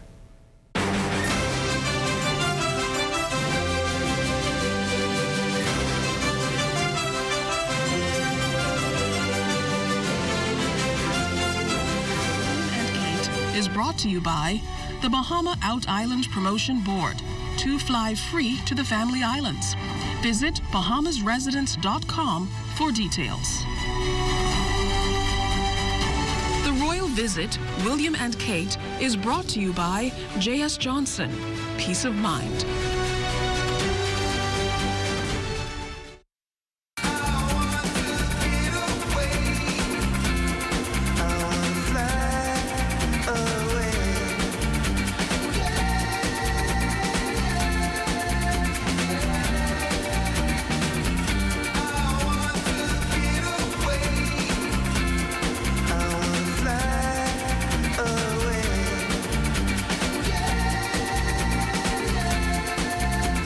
Of the Bahamas.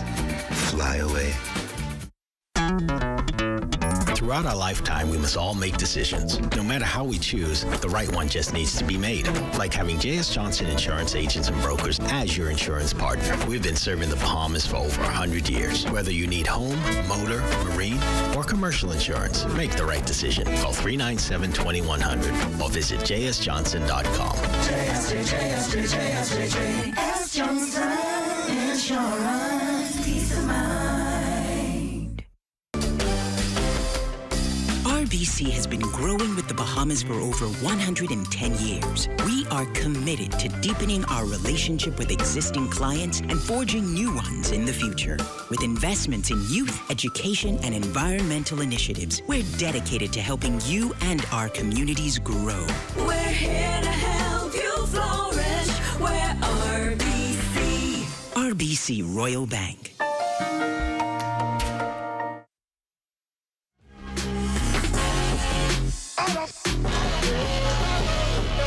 Discover the possibilities. Discover the possibilities.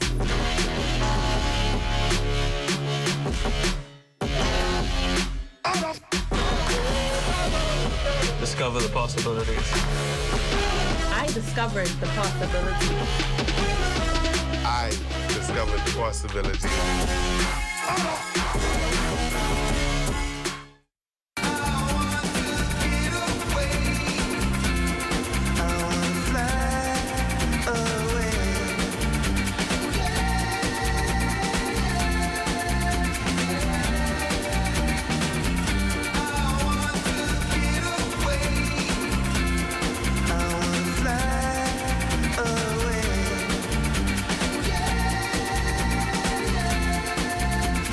Of the Bahamas. Fly away. What? Check old girl, boy. You say she getting married? Oh, man. Not again. Dearly beloved, we are gathered here today to join this man's BTC home internet with this woman BTC mobile service in holy matrimony. So they'll pay half the price compared to the other guys. What's wrong with you? Just let them... Madam, do you have BTC mobile service? I do. Sir, do you have BTC home internet to unite with her mobile service? I do. Get all the internet you want at half the price when you bundle your home internet and mobile service. So, what services do you have? Me? I have BTC at home and on my phone. Visit any BTC store to make the switch today. At Bank of the Bahamas, we give you lots of reasons to love your life.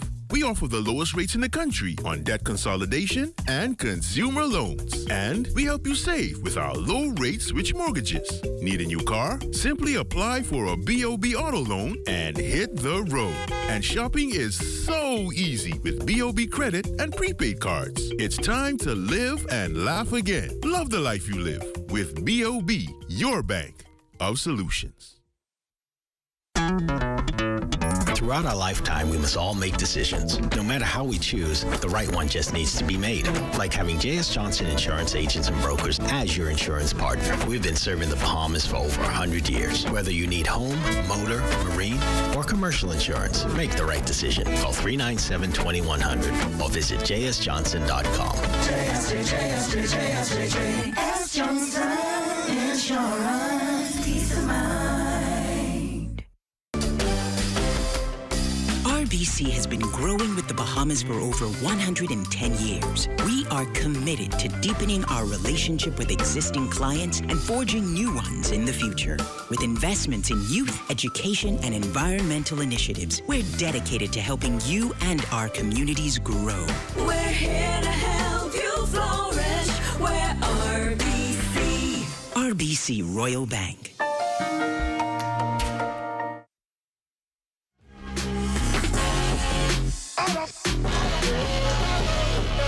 Discover the possibilities. Discover the possibilities.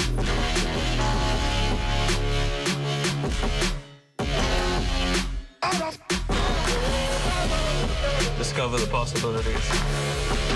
I discovered the possibilities. I discovered the possibilities.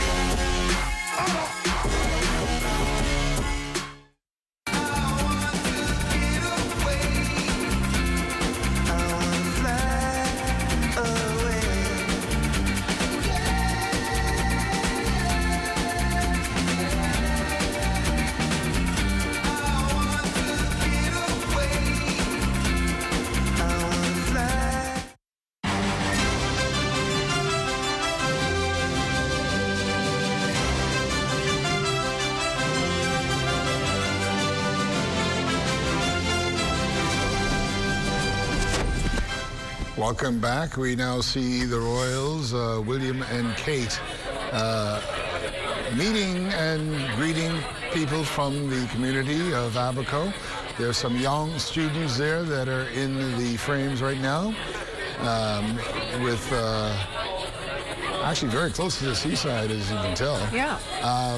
Wow, look how excited those young students, girls right now, seem to be. If you were just tuning in, prior to this, the Royals were at the Memorial Gardens in Marsh Harbor, where they took part in a service in which a dedication was made of a plaque in honor of those who lost their lives in Hurricane Dorian. But I must say it, and I guess it's because she's a mother of young people as well, but you notice how excited Kate gets when she sees young children. She really does get excited.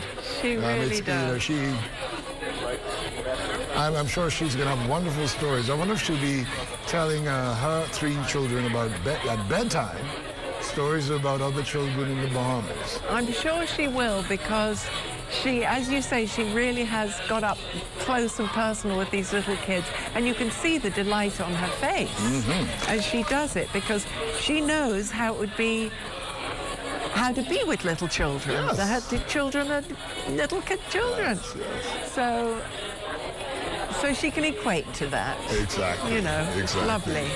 Exactly. And they should be now. This is the community fish fry, where they will actually see a demonstration and presentation of scorched conch and conch salad. Nice. Yeah. Now, I know that sometimes in Abaco they put mayonnaise in their conch salad. Really? Why? Like they do in West End. But we'll see. I don't know what it's going to be like today. If it I've just never be had that. I can't the imagine it. ordinary traditional conch salad or what.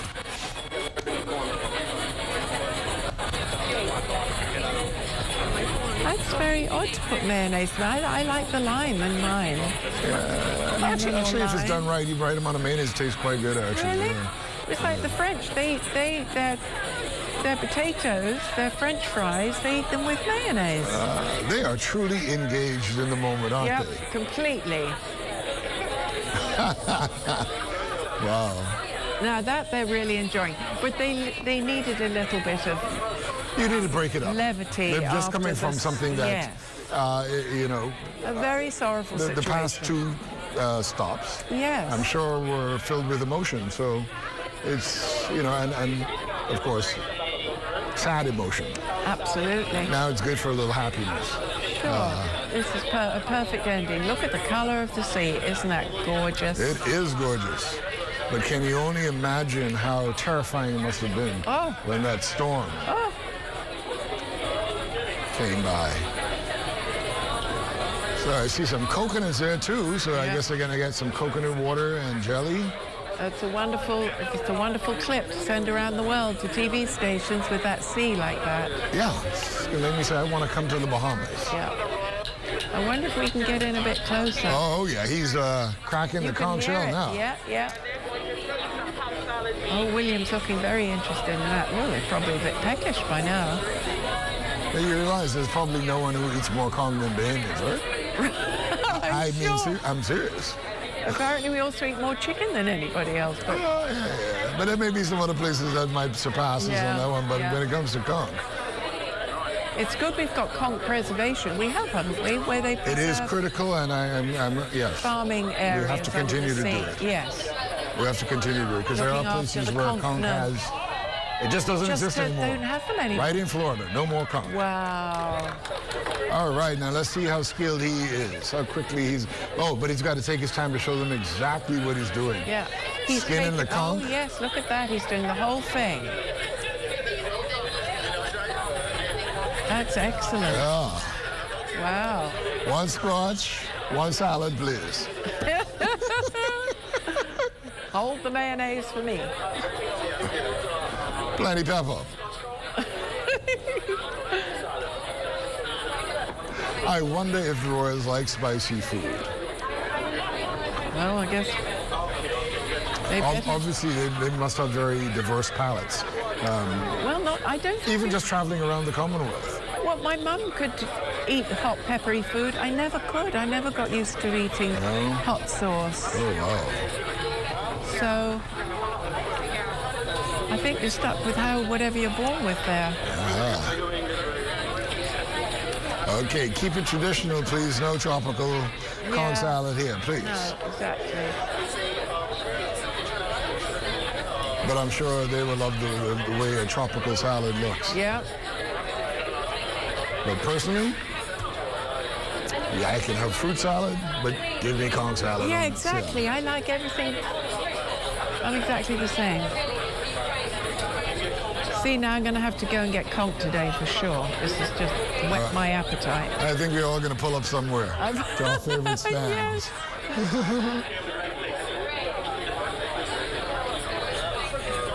All right. Yep. And you know, they say that the people in Abaco and West End in particular, they slice their conch differently when they're making conch salad. Oh. They do longer. Longer? Yeah. But I wonder if she's going to try and well, I don't see make why one. not.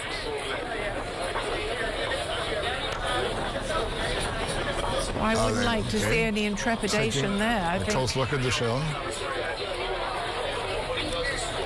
Now, this is a wonderful time to even explain to them, both of them having concern for the environment, how and when a conch should be harvested. Because you know the lip has to be a certain thickness. Yes. And if they're getting that lesson, that's very good. Yeah.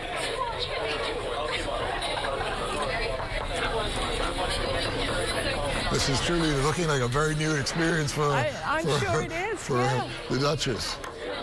It's a nice picture. Our cameramen there are doing an excellent job too. Very good.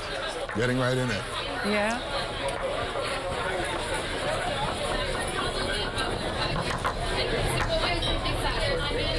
Yeah, I'm told that the kudos has to go to Philip Marsh and Gershon Swain right there. Okay. I've not had the privilege of working with Gershon yet, but Philip Marsh I've had the honor of working with. Okay. He's quite a trooper. Oh, it's good it's sunny, because if it was raining, they'd probably prefer the pea soup and dumplings.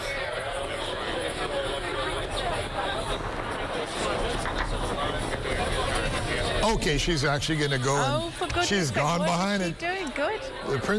The Duchess is going to make conch salad. Wow. Oh. So she's cutting this up. Well, I'm sure look at that. Listen, she's a mother. She's got a kitchen at home.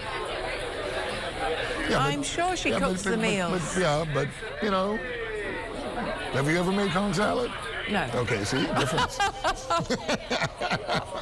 But I know how to fillet a fish and get the bone out and everything.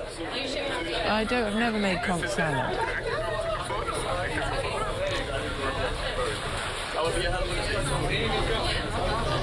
She needs a penny. She needs an apron. Ah, yeah, you don't get the... Look at that, she's fast. Yeah, she is, actually. She's used to cutting up small sandwiches for tea.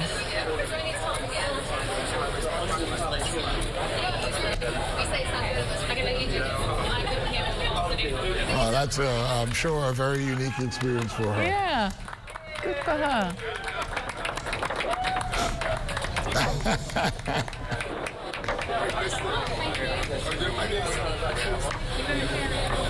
Well, you know, it's not a quick job making a conch You have to know what you're salad. doing. You have to know what you're doing. And you've got to have be everything organized. ready. Yes, you've got it's all in the prep, isn't it? You've got to have your Has lemons. everything to do with cooking. You got to Yeah. be well prepared. Yeah.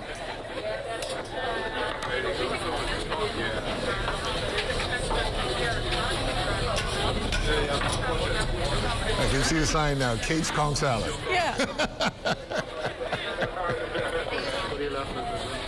Yeah.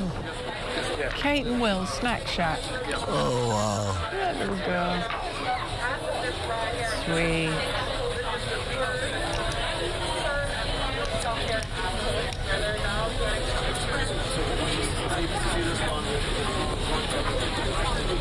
It's going to take him a little while to make that salad, you know. You know, probably very quick. Yeah, see. What's he doing?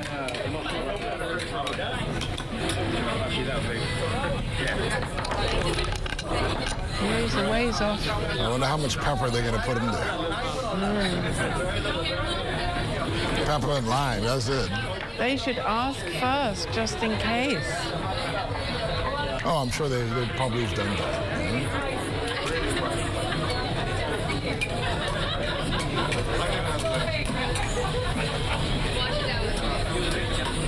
You know, it's interesting with the prince because when he was much younger, he looked so much, I mean, almost identical to his mother. Not as much now, but he still has. He has major some blushes. of the, yes, Yeah. and he has sort of almost. You know how Diana always had her head like this, and she looked up. Right. Woo! There it is. Okay, now let's see her sample it.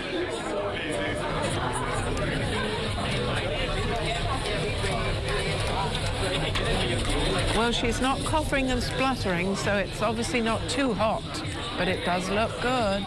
Wow. Lovely. Get your own.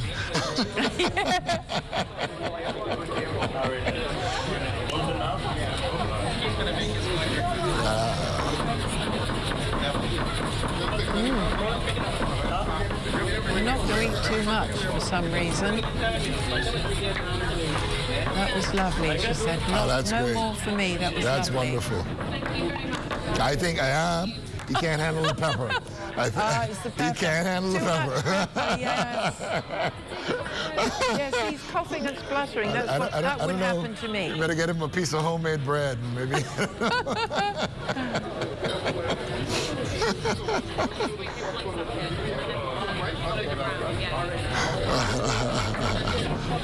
That's a happy crowd. And it's good for them to get such a uniquely Bahamian, a real Bahamian experience, you know, like that. Nicely done. Nicely done.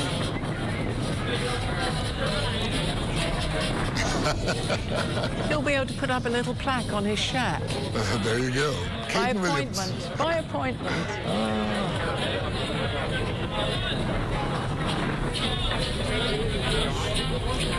Now, photos like that must be a public relations expert like yourselves. Perfect. Yeah, Dream. that's what you want. That's what you want, Yeah. yeah. This will be good for Abaco. And the MP, John Pender, being the perfect host. Yeah? Yeah, a perfect host and guide. Yeah.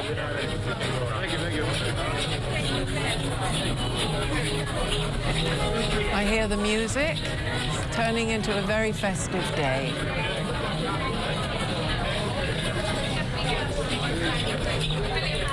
Okay, I wonder if it's Sky Juice or just Bahama Mamas or Gumbe Smash. Or, oh, it looks like Sky Juice, yeah.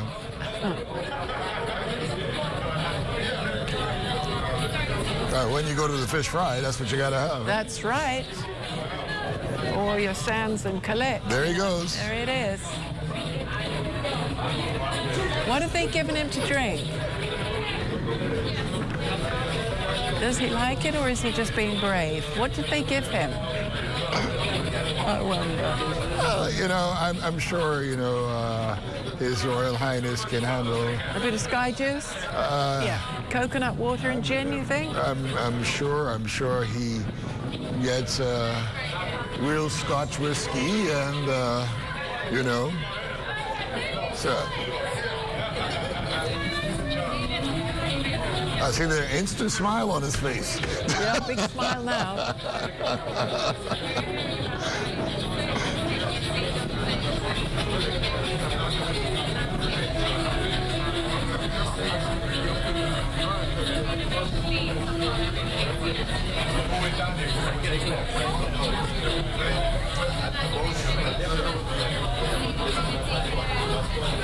What do you think they might be talking about, Serena? She might be telling them that in England, on the seaside villages, you will have stands like this where you can buy cockles and elks and whelks, which are all these little sea urchins Well, you know, and shells. Wilk salad is a big thing. Well, it used to be a big thing. From those of us who know, Wilk salad is quite popular in certain parts. Okay, so and there it is on the coastline of England, certainly from where I was from, southwest England. Mussels and elks, whelks, that was it. Yeah, Wilk salad is great. Yeah. I love it. Cockles and mussels, delicious.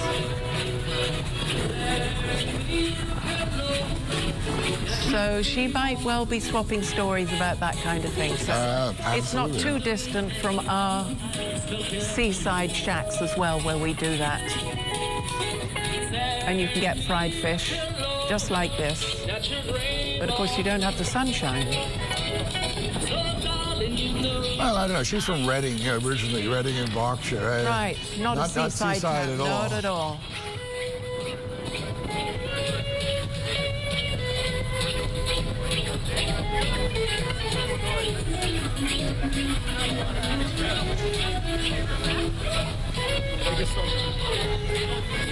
Now, the next activity on their agenda is apparently the planting of the maypole. There's going to be a demonstration of that.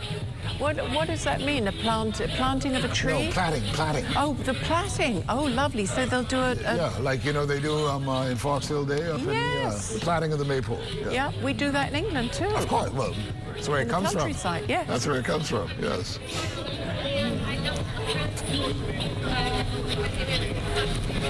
Oh, they're looking at some good. what I Some presume local, are authentically Bahamian crafts. A handbag there that the princess Abaco is made, I'm sure. taking a look at. Yes.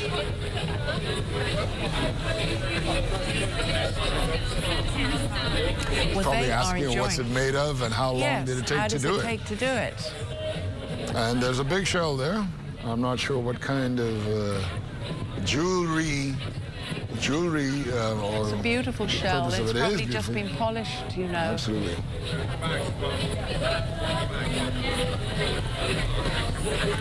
It's nice they've got the local arts and crafts. Yeah. So they've got a little sort of crafts trade fair feeling going on here. Well, no, why not?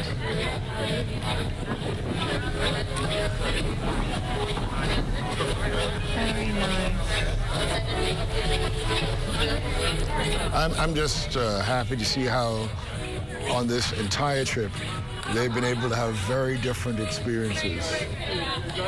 Yes. And they're so relaxed today, look. And they're really enjoying that. Well, they've got to take something home. They've got to take some women and souvenirs shopping. home. What shall I say? Women and shopping, exactly. Say no more. Exactly. But, you know, they're going to have to take, you know, their kids are going to say, Mummy, what did you bring me back? Absolutely. You know they will be looking for gifts, as any child would. True. From their parents who've been away for And a they while. won't find anything at the airport like this.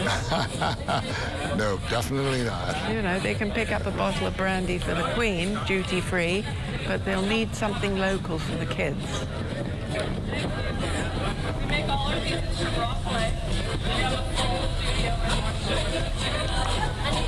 I see the High Commissioner to CARICOM, Leslie Bryce, also accompanying them on this trip. Oh, is she there? She is there. And of course, the North Abaco MP, Kirk Cornish, on your screens right now.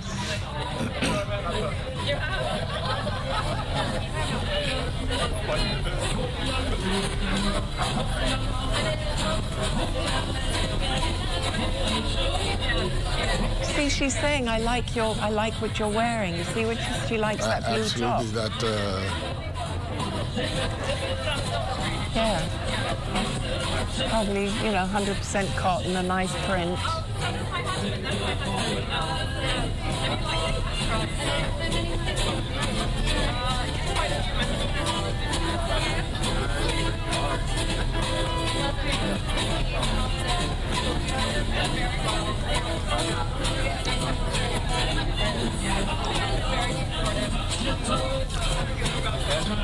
Now, these earrings, I'm not sure if these are the same ones, but I know at some point, I understand, she was wearing some earrings from a Bahamian jewelry maker. Oh, really? Someone I know, actually, Nadia Campbell. Now, I'm not sure that well, this would be a good the ones day that to she wear. has on now are the ones from It Nadia. may but well I know be, because- at one point during this trip, she actually did sport a pair of earrings and jewelry from Nadia Campbell's collection. Well, this would be the day to wear them. Yes. So I wouldn't be at all surprised. Yes. I've heard of Nadia Campbell, actually. She's making quite the mark in local jewelry.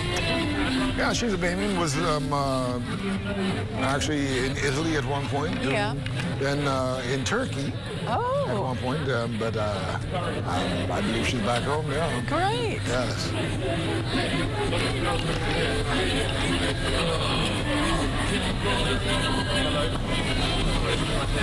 More handshaking and greeting. That dress is lovely. It's actually beads. Very nice. What is that they're looking at? I can't see from that advantage point right now. What's more artwork? No, that's food. Is it kung fu? I think it's guava duck. Oh, whoa. I think it's or mac and cheese. Not quite sure. Can we ask Nico down there?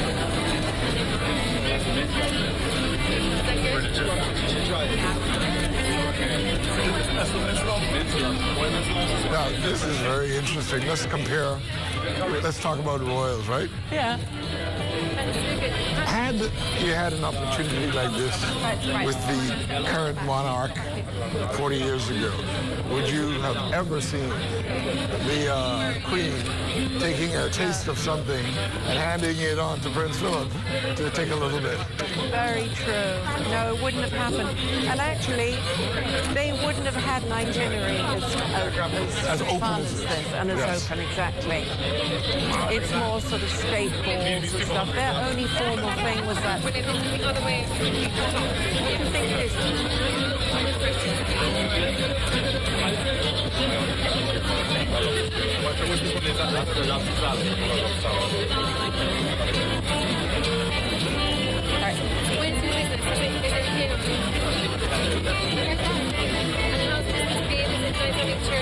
Right, everyone, I know, please step back now. We've had a long time right now. And how many interviews?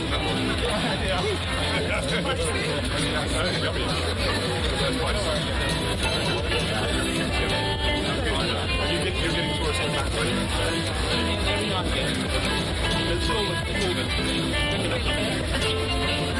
When the hurricane came through, did everyone think that lobster and all the fish you going? Did everyone hard to find up there? Was it hard to find up there? It actually destroys the reef in the areas you go looking at. Let's actually see the car, let's look up the delicious. Thank you very much. Is your name actually Discovery? Is it? Veronica Curry. Well, thank you very much. Thank you. Thank you very much.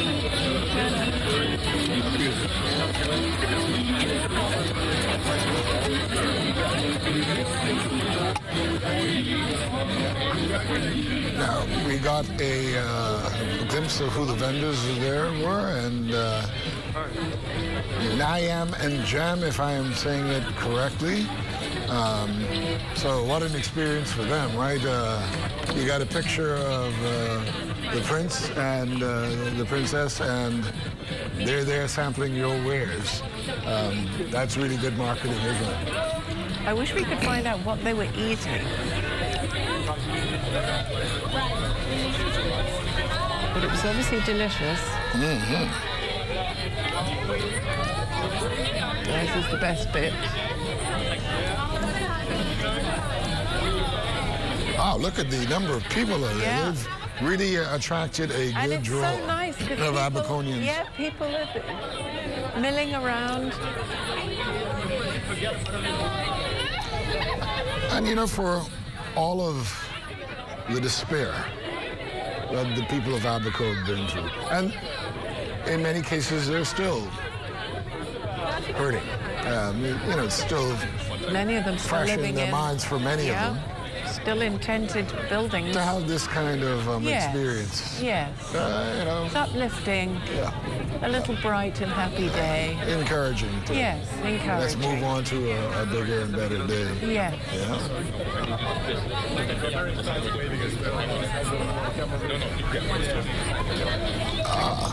Wonderful stuff. So good.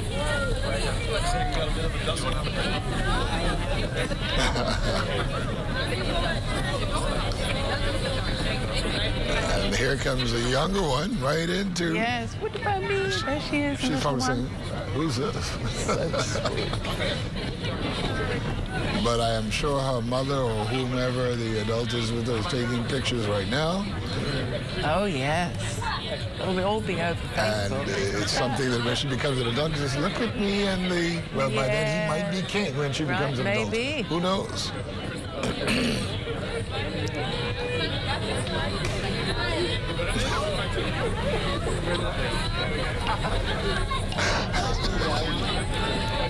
I missed something.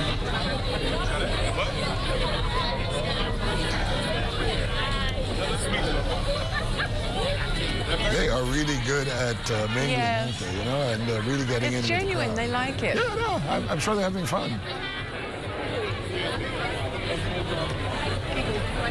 The Queen would be so happy to see this. I'm sure she will be, and You of know. course, she will get to She will.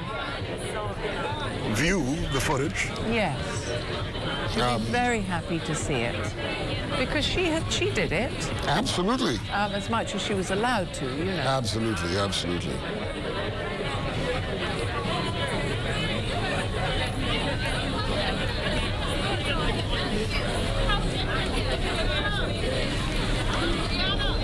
don't see any security there.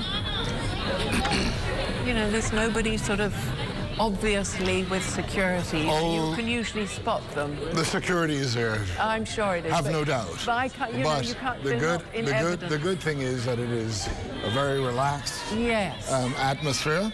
Yeah. And you know.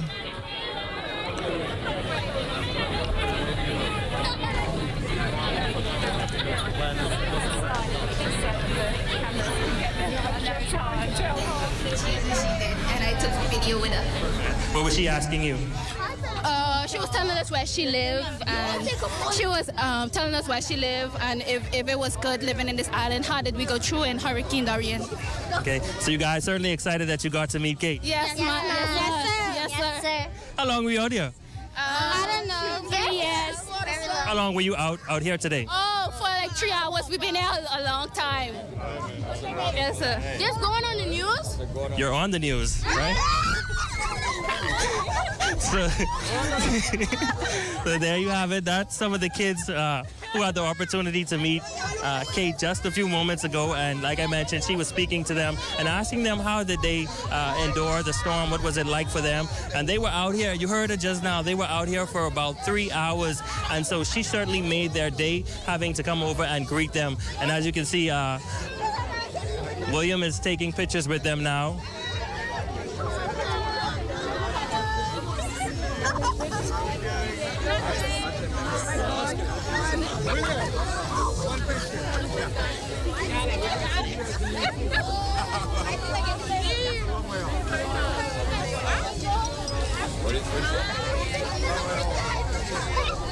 And they're saying their goodbyes, but like I said, the residents here are super excited to see them, and they're not,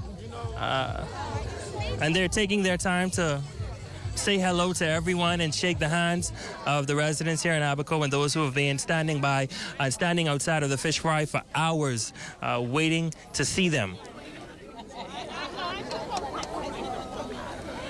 And William is asking more residents how are they handling, how are they managing through the pandemic, and what has it been like for them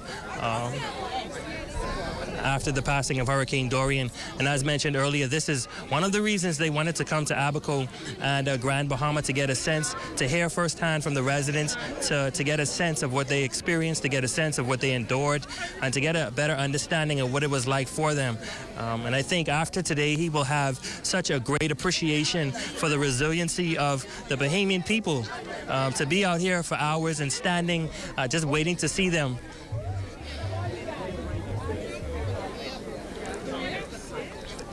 He's now speaking to some of the little girls. What are you saying? And shaking hands of more residents. We told him he has an assignment right there. Yes, sir. He's going to move down. Do your best. You're professionals. Do your best.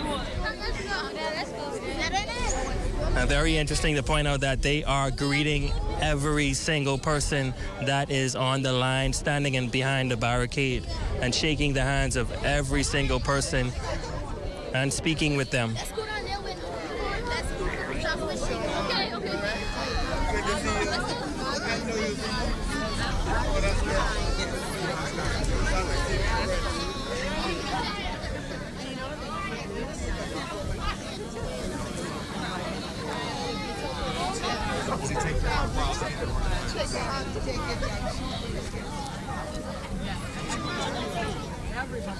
Well, as mentioned earlier, you know, following Hurricane Dorian, the British ship was the first to come to the island of Abaco and offer aid to the people here, and they are certainly showing their appreciation of that out here in numbers.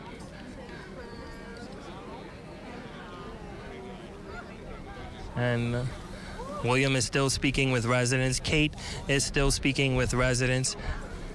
She's speaking with some of the little kids, and as they make their way back to their vehicle,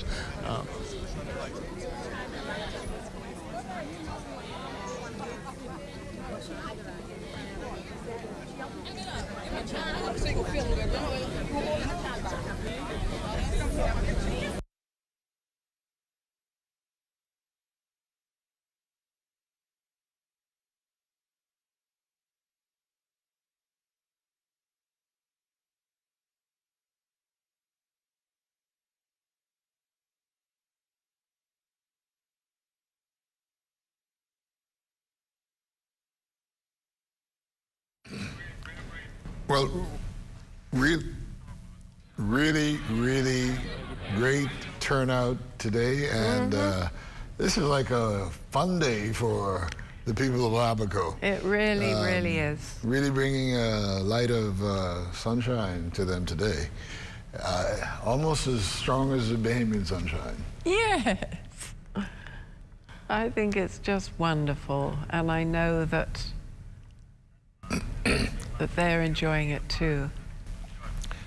They are listening to the stories of people, you know, and as a mother, she probably wants to know, wow, how did you, with your children, how did you get through this? How, after Dorian, the pandemic, how did you make it? You know, it's really, when you think about what Bahamian people around the world, but particularly the people of Abaco and Grand Bahama, what they've been through in the past 3 years. I mean, it really shows their resilience and yes, their indomitable spirit. Exactly. Absolutely. I guess they will be winding down their interaction now with people of Abaco. Yeah. And the move from here will be the planting of the maypole is still on the actual agenda. I'm not sure if that is still happening. I wonder if they'll. Well, you know, what about all those little dancers? Will get so disappointed if. Well, let's hope it's in the same. It's in the vicinity of the fish fry. Real direct talk there, yeah. Yeah, I think it's all in the same area right there. Yeah. Yes.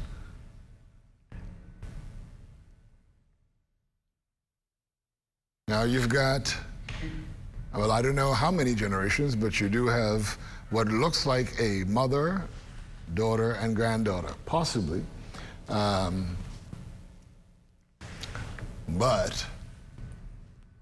the Duchess keenly listening to what they have to communicate. Yes. Maybe they lost us. Maybe she lost her sister. And considering what happened in Abaco, the likelihood is quite high. Yeah. Quite high. Quite high. A lot of people. But this is a day that many of them will never forget. No. It just brings a little sliver of joy, some happiness. And look at the smiles on their faces. Yes. It's evident. Everybody's very excited about it.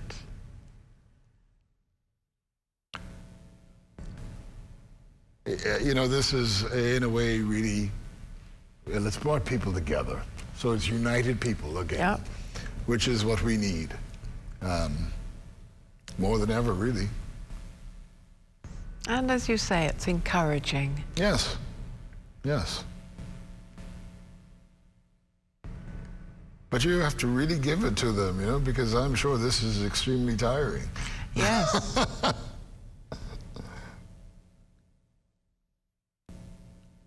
But as they say, babies and wow, look at that everything. one.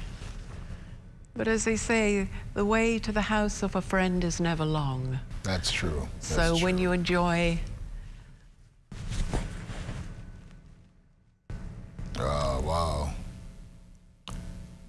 And the photographers must be amazed at the kind of images they're capturing.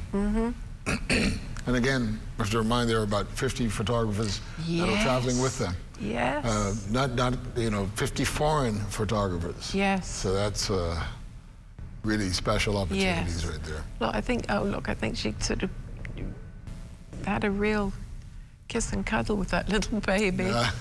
Oh. Yes. They really have been, you know, this is not at all a rushed experience. No. Yeah?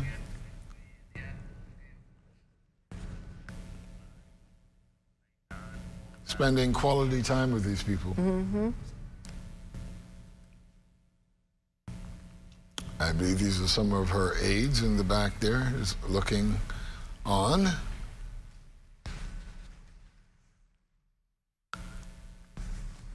And of course, they this afternoon will move on to Grand Bahama. Yes, it'll be another. And there will be another opportunity for her to give her heart to young Bahamian children. Yeah, but you know, the Grand Bahama Children's Home. Right, so you'll be dealing with people who are orphaned. Yes. In many cases there. And it was completely... I'm sure that's going to be a very... emotional thing. Yes, yes. But it's also really interesting because I believe, and I can't remember exactly which year, but in one of the trips, I believe the Queen herself went to the Ranfurly home. Yes, I think yeah. Yes. So it's a pattern. It is a way of life. Yes. For the royals, if you will. Exactly. Reaching out to those less fortunate. Yes. Oh, now she's really fortunate. First you talked to the Duchess, now you got the Duke. I know. And all this thing about you can't touch a royal, that's gone out the window. Absolutely. You still shouldn't touch the Queen, although one Australian Prime Minister, I think it was Morrison, wasn't it? I think, who did that. Gave her a big hug. Yeah, she didn't mind. On the waist. Oh, around the waist. Oh, that's right. Yes, I remember that. But also somebody gave her, I think might have been the woman from Barbados, but somebody gave the Queen an actual hug, and she apparently she did not mind. So... But well, slowly, I think the protocol is if she gives you permission, it's okay. Yes. Yeah. But I think slowly, these things are going to Well, they have to. The way times have changed, so must the monarchy, even if they move more slowly than the times. Yes. But,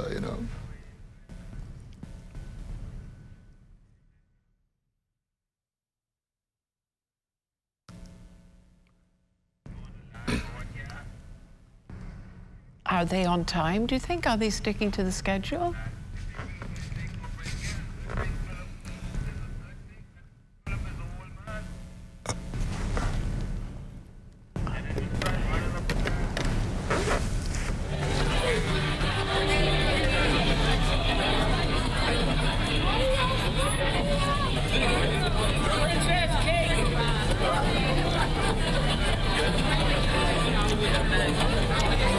Well, we're going to take a quick break right now. The Royals are in Abaco. They've had Kong salad, and maybe guava more duff. To come. Stay with us.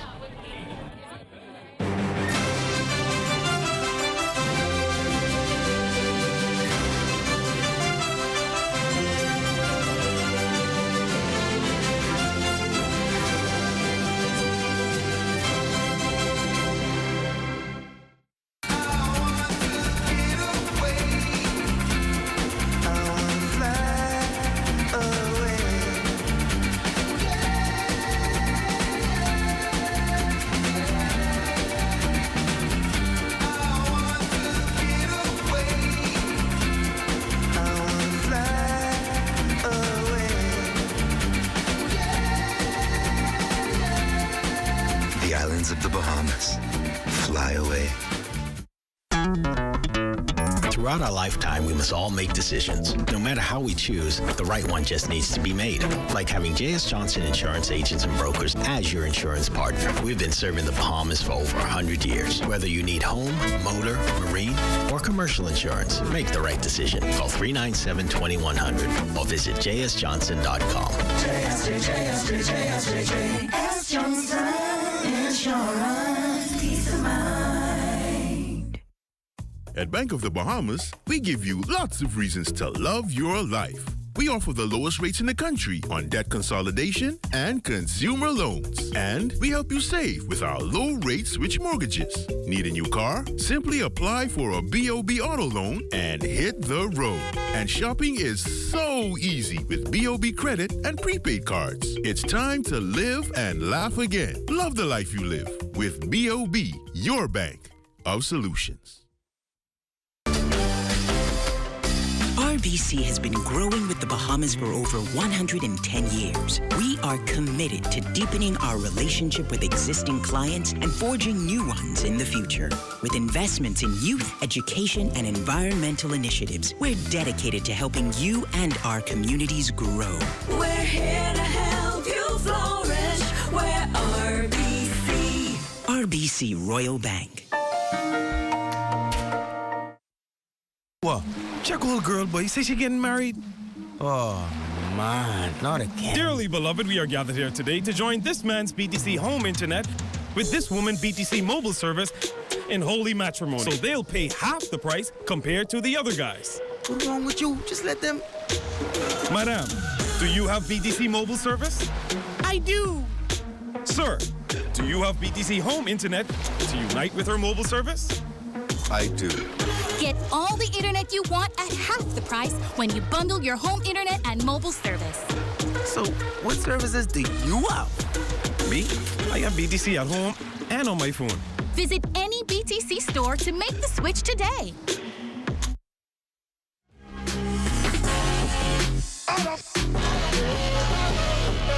Discover the possibilities. Discover the possibilities.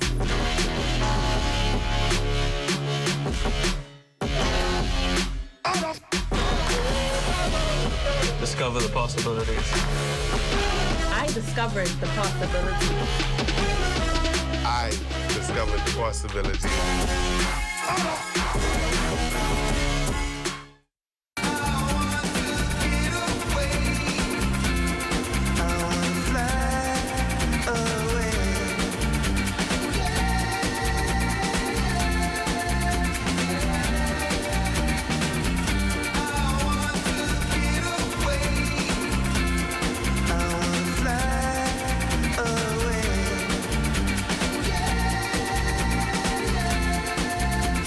Of the Bahamas.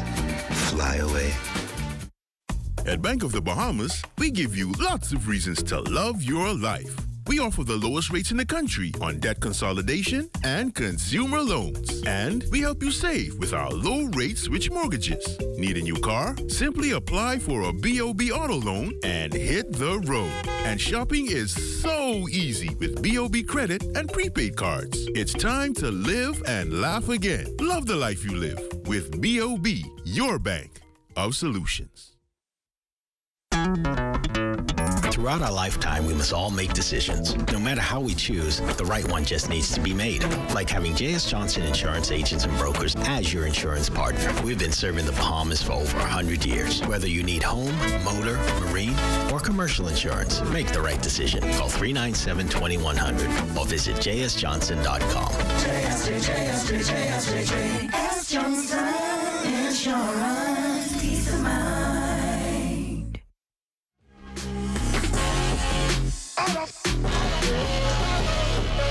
Discover the possibilities.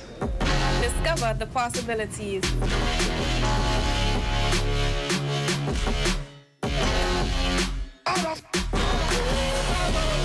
Discover the possibilities. I discovered the possibilities.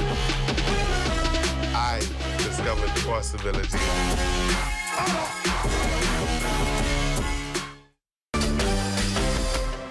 RBC has been growing with the Bahamas for over 110 years. We are committed to deepening our relationship with existing clients and forging new ones in the future. With investments in youth, education, and environmental initiatives, we're dedicated to helping you and our communities grow. We're here to help you flourish. We're RBC. RBC Royal Bank.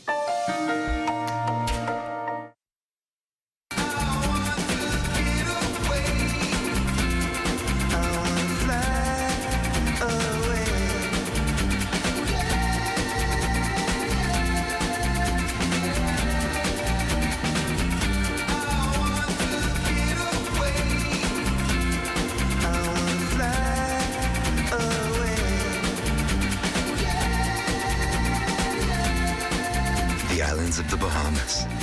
Fly away. What? Check little girl, boy. You say she getting married?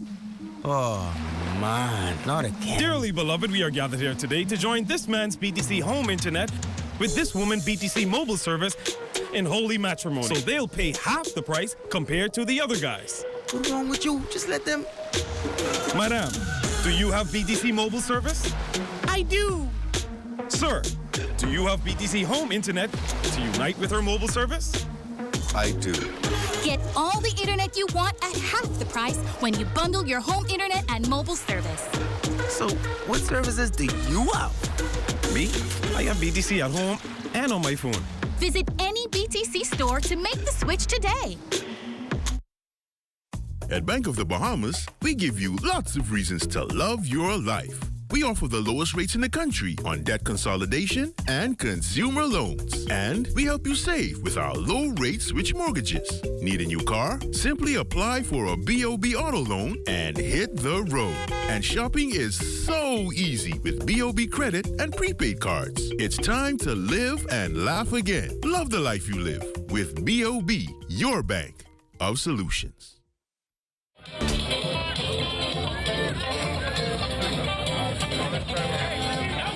Of course, we are still in Abaco right now. The Prince and the Duchess really had quite an outstandingly warm welcome from the people of Abaco.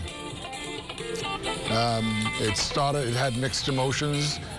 Started off a bit solemn after hearing about the destruction of Dorian, and then on to conch salad. Well, of course, there was the service at the Memorial Gardens where they had a dedication of a plaque to remember those who died in Hurricane Dorian.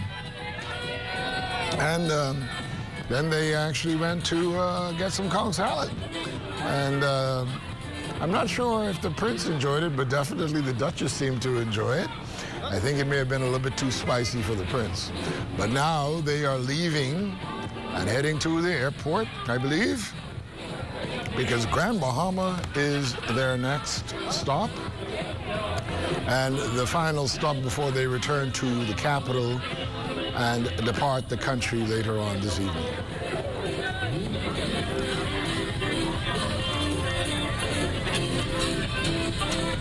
But if I can bring you in right now, Serena Williams, Abaco.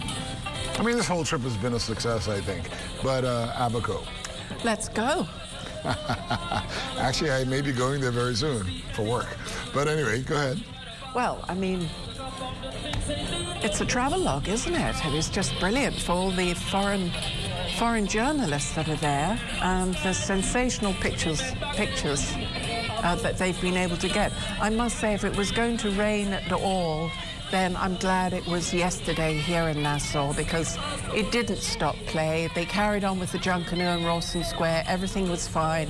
They even went sailing in it, for goodness sake. Yes. So it didn't stop the show at all. it did not stop the show, and this was... Abaco needed to have a sunny day for this.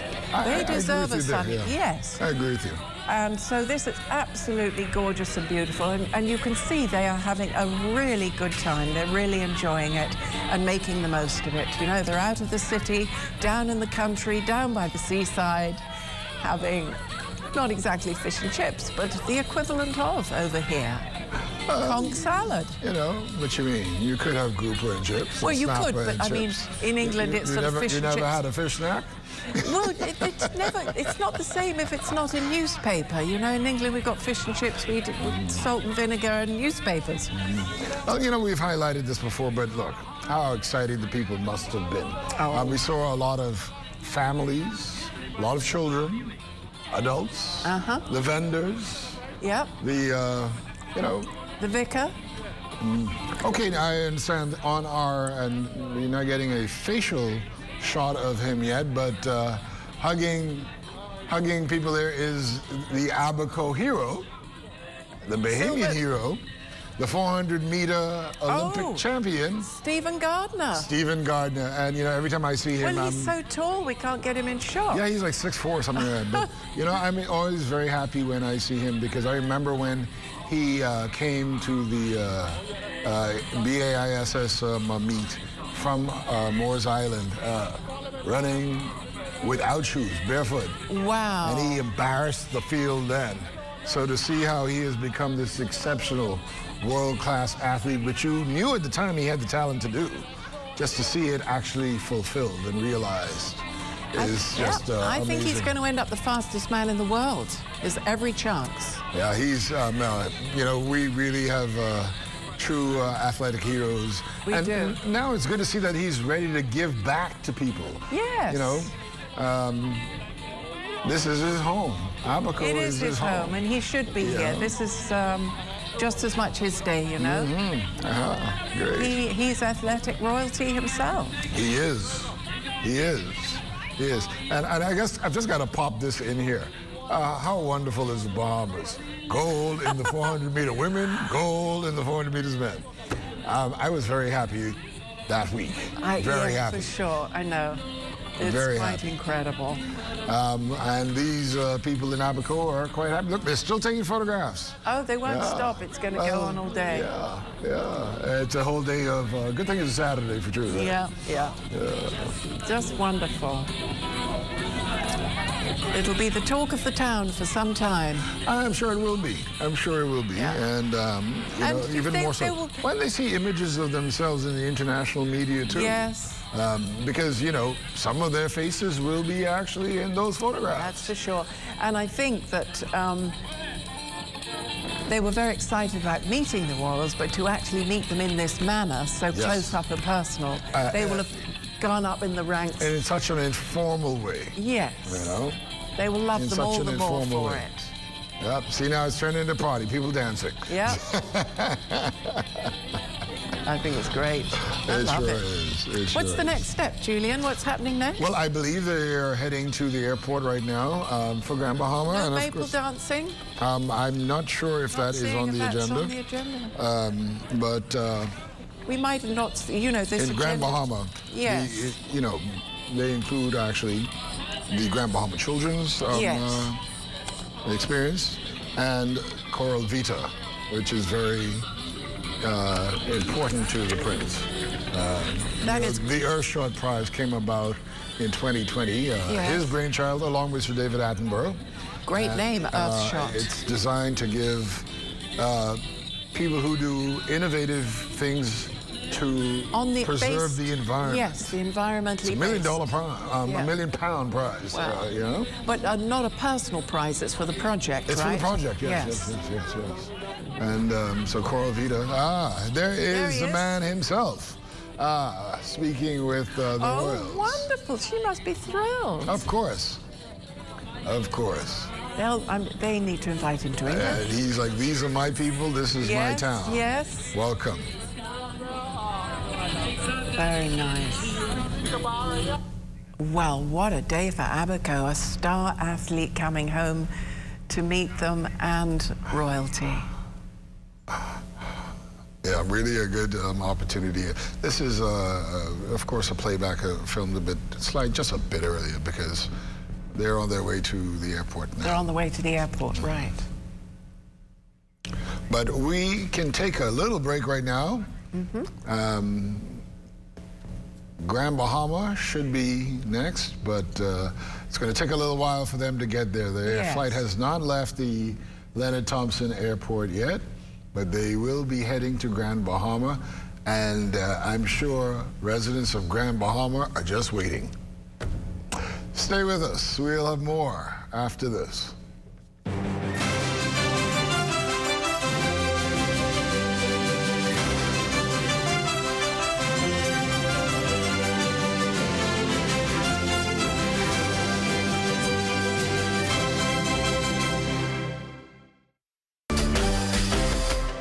RBC has been growing with the Bahamas for over 110 years. We are committed to deepening our relationship with existing clients and forging new ones in the future. With investments in youth, education, and environmental initiatives, we're dedicated to helping you and our communities grow. We're here to help you flourish. We're RBC. RBC Royal Bank.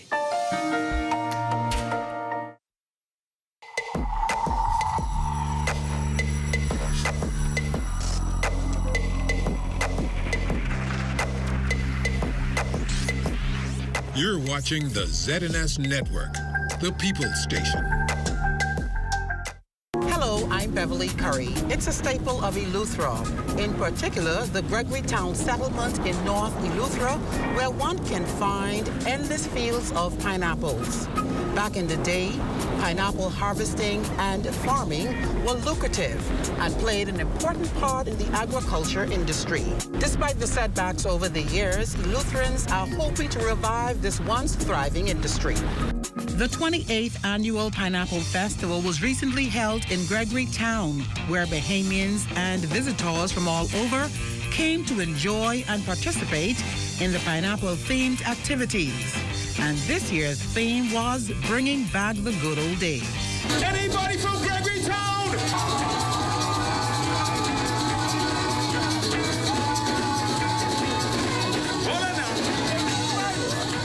This is what I came for. Good Eleuthera pineapples that you can't get in the United States, which I wish you could.